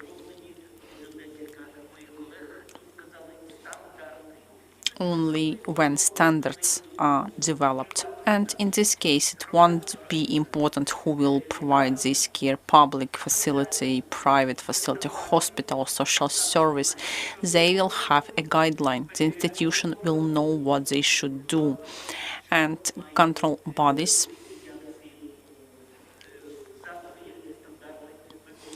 will check how these standards are being implemented. So now there are two actual orders.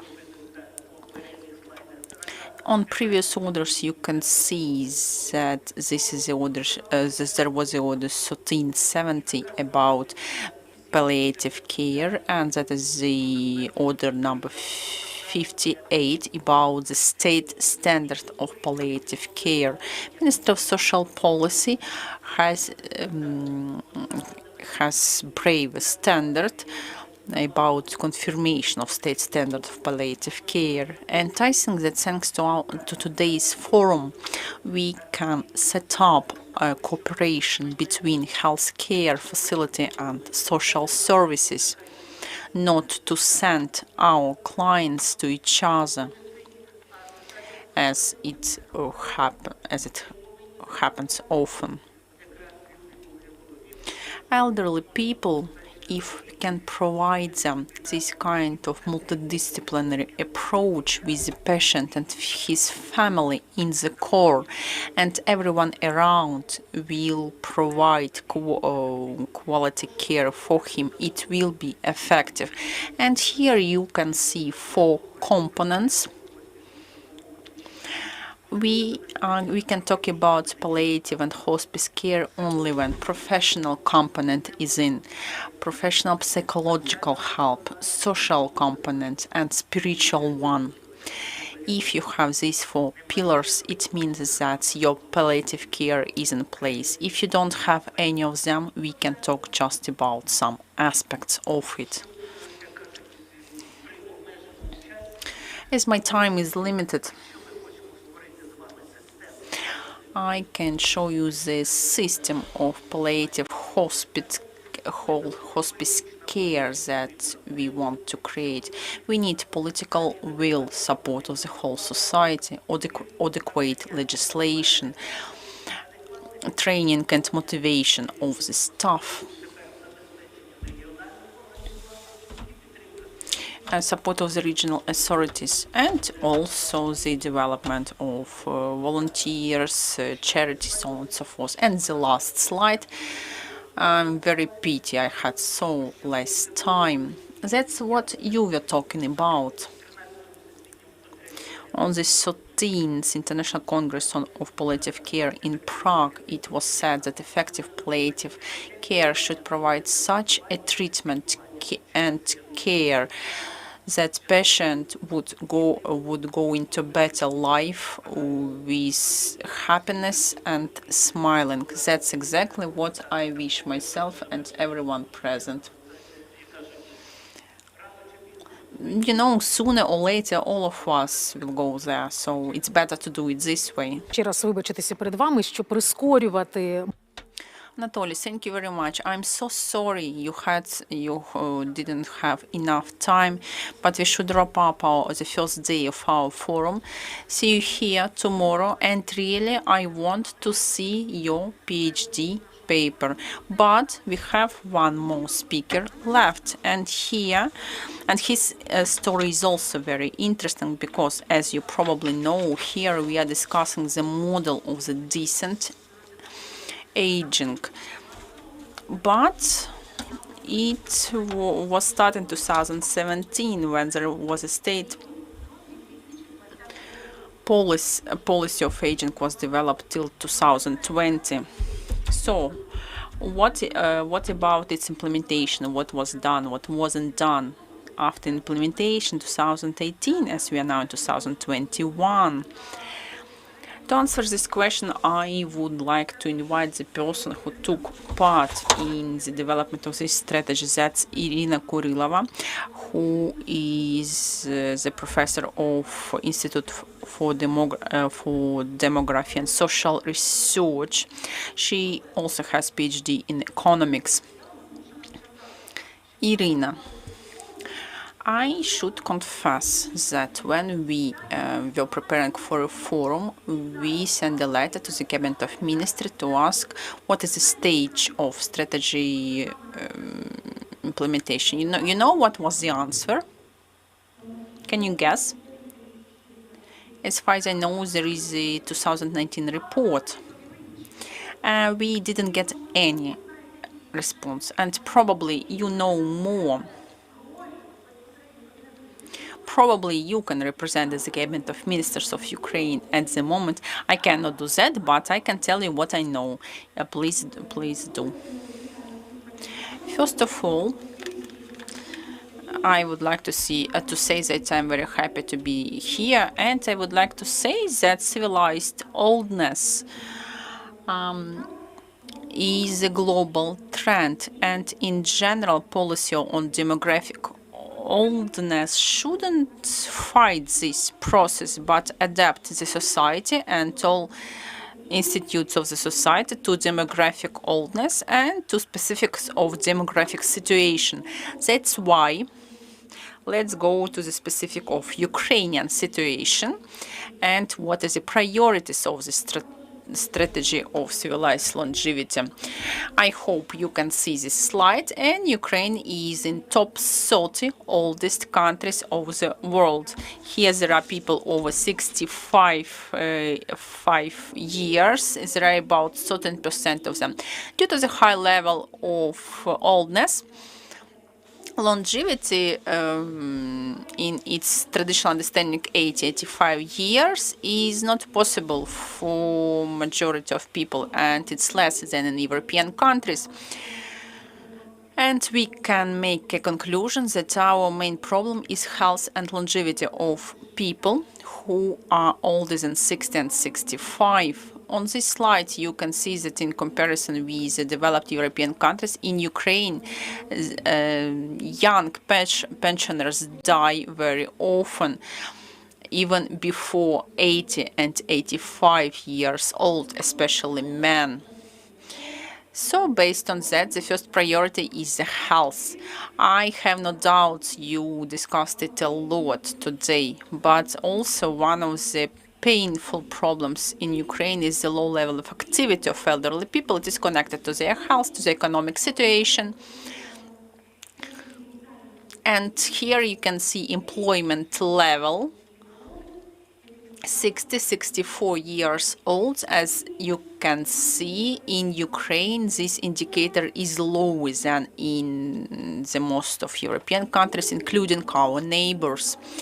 According to that, the priorities of state strategy on issue of healthy and active longevity were developed. It was adopted in 2018, and mainly it is based on the Madrid Plan of Actions on Aging Issues that was discussed a lot today, and also frames strategy of active longevity. Healthy aging and active longevity means not just health, but also more opportunities for employment, participation of elderly people in the development, and creation of the independent and comfortable living for elderly people. I mean independent living. And also no constraints in the society, universal design of social infrastructure, different accesses, so on and so forth. And there are 4 priorities in this strategy: improving of the conditions for self-realization, participation in the development process, improving of health and prosperity, and independence of their life. And take into consideration other problems. The priority is to improve and to create different protection levels for this category of population.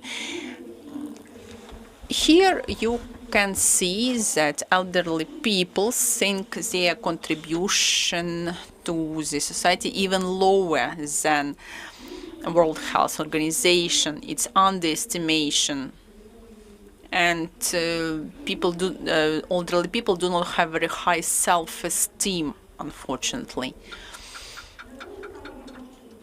At this slide, you can see the goal of the strategy. I'm sure it was discussed as well. So the goal, so it is a decent life of elderly people, and there is the whole number of tasks.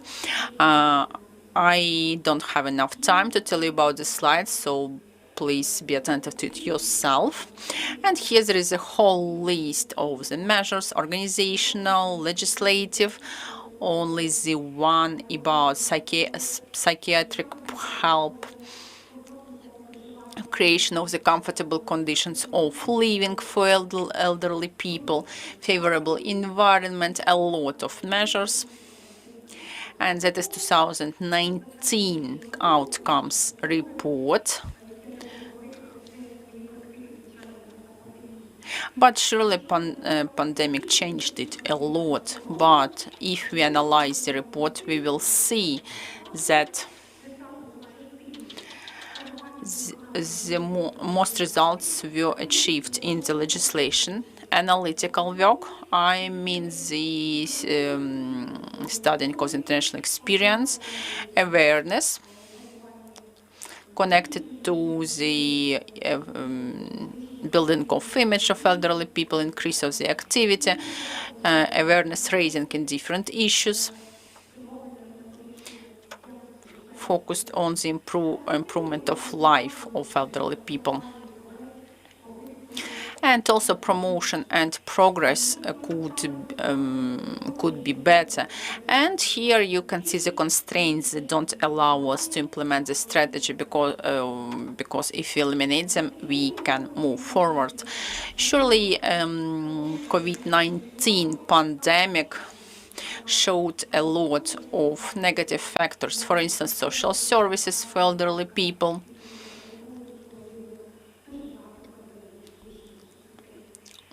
care at home,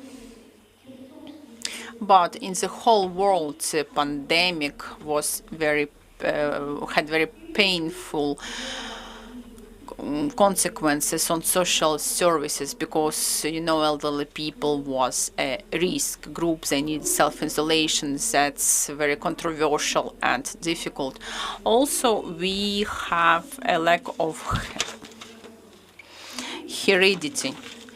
And here we can see the lack of the budget funds for the finance of the programs.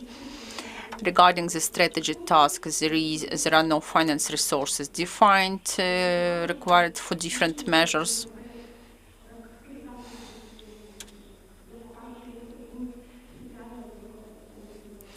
And there was no progress in actions that didn't require finance means.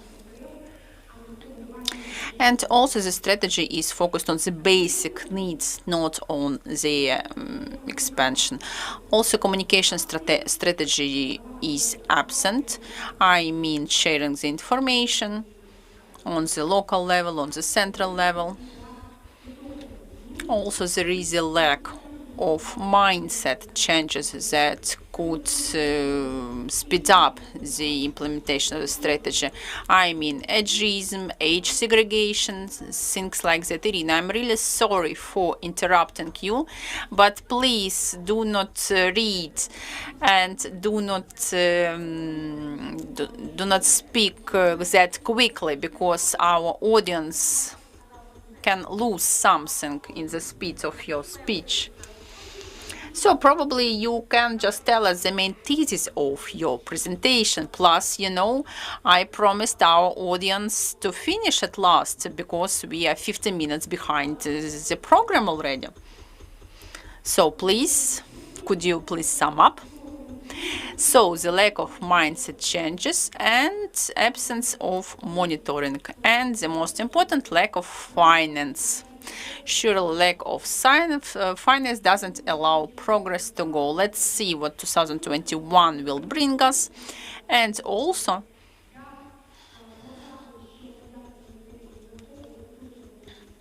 this horizon till 2022, it's not enough for program about aging. We need long-term planning, we need a lot of finance, and we need to take into account the risks that we have during pandemic. And surely at the moment the effort should be focused on helping elderly people to survive this pandemic. And it's connected not just to self-isolation, but protection from the risks, beginning of vaccinations, a lot of problems, and I cannot see any comprehensive solution. That's all from me, Irina. Thank you very much. That was the first day of the forum. It was the second panel. We were discussing services that should be provided to elderly people. And tomorrow, we will have the second day. You can find the broadcast at the YouTube page of the Let's Help Charitable Foundation at the website liga.net.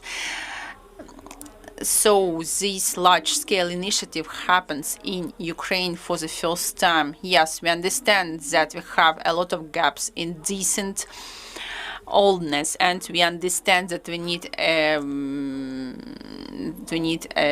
wide discussion in the society, but we should show that all of us are concerned about life conditions of the pensioners. So tomorrow at 3 p.m. see you again. We will discuss pension reform and possibility to provide for themselves being retired. And also, I would like to tell you that to understand this topic of the decent oldness better, we invited ombudsman to understand how the rights of elderly people are protected in Ukraine. We were waiting for a response from Ombudsman office, and unfortunately he refused to. Тобто нам відмовили в тому, He refused to participate. She refused to participate. But we told, Mrs. Denisova will have introductory at the forum. Ludmila, but introductory remarks, that's not what we need. Dear officials, we do not need any kind of remarks. We want to see your position that will be distributed by media then. Very clear position on rights of elderly people. We have these people. There are 30% of them in Ukraine. There are a lot of things to discuss. At least we need to have a list of problems to tell us what you're planning to do. The elderly people are still people. They are worth 10 minutes of your time, at least once in a few years. And we make this forum for the first time. So we will try to promote the idea of ombudsman on elderly people rights, because your non-participation shows us that's what should be done. We believe in ourselves, we believe in our participants. And for today, our first Ukrainian Pension Forum is over. But let's hope that tomorrow we will have more audience and we will have even hotter discussions than today. And today we got a lot of valuable information. Thank you very much to all our panelists. See you tomorrow. We still believe into ourselves and we do everything possible to make the oldness in Ukraine decent. Because we want our retired people to be joyful and happy. See you tomorrow at 3 p.m.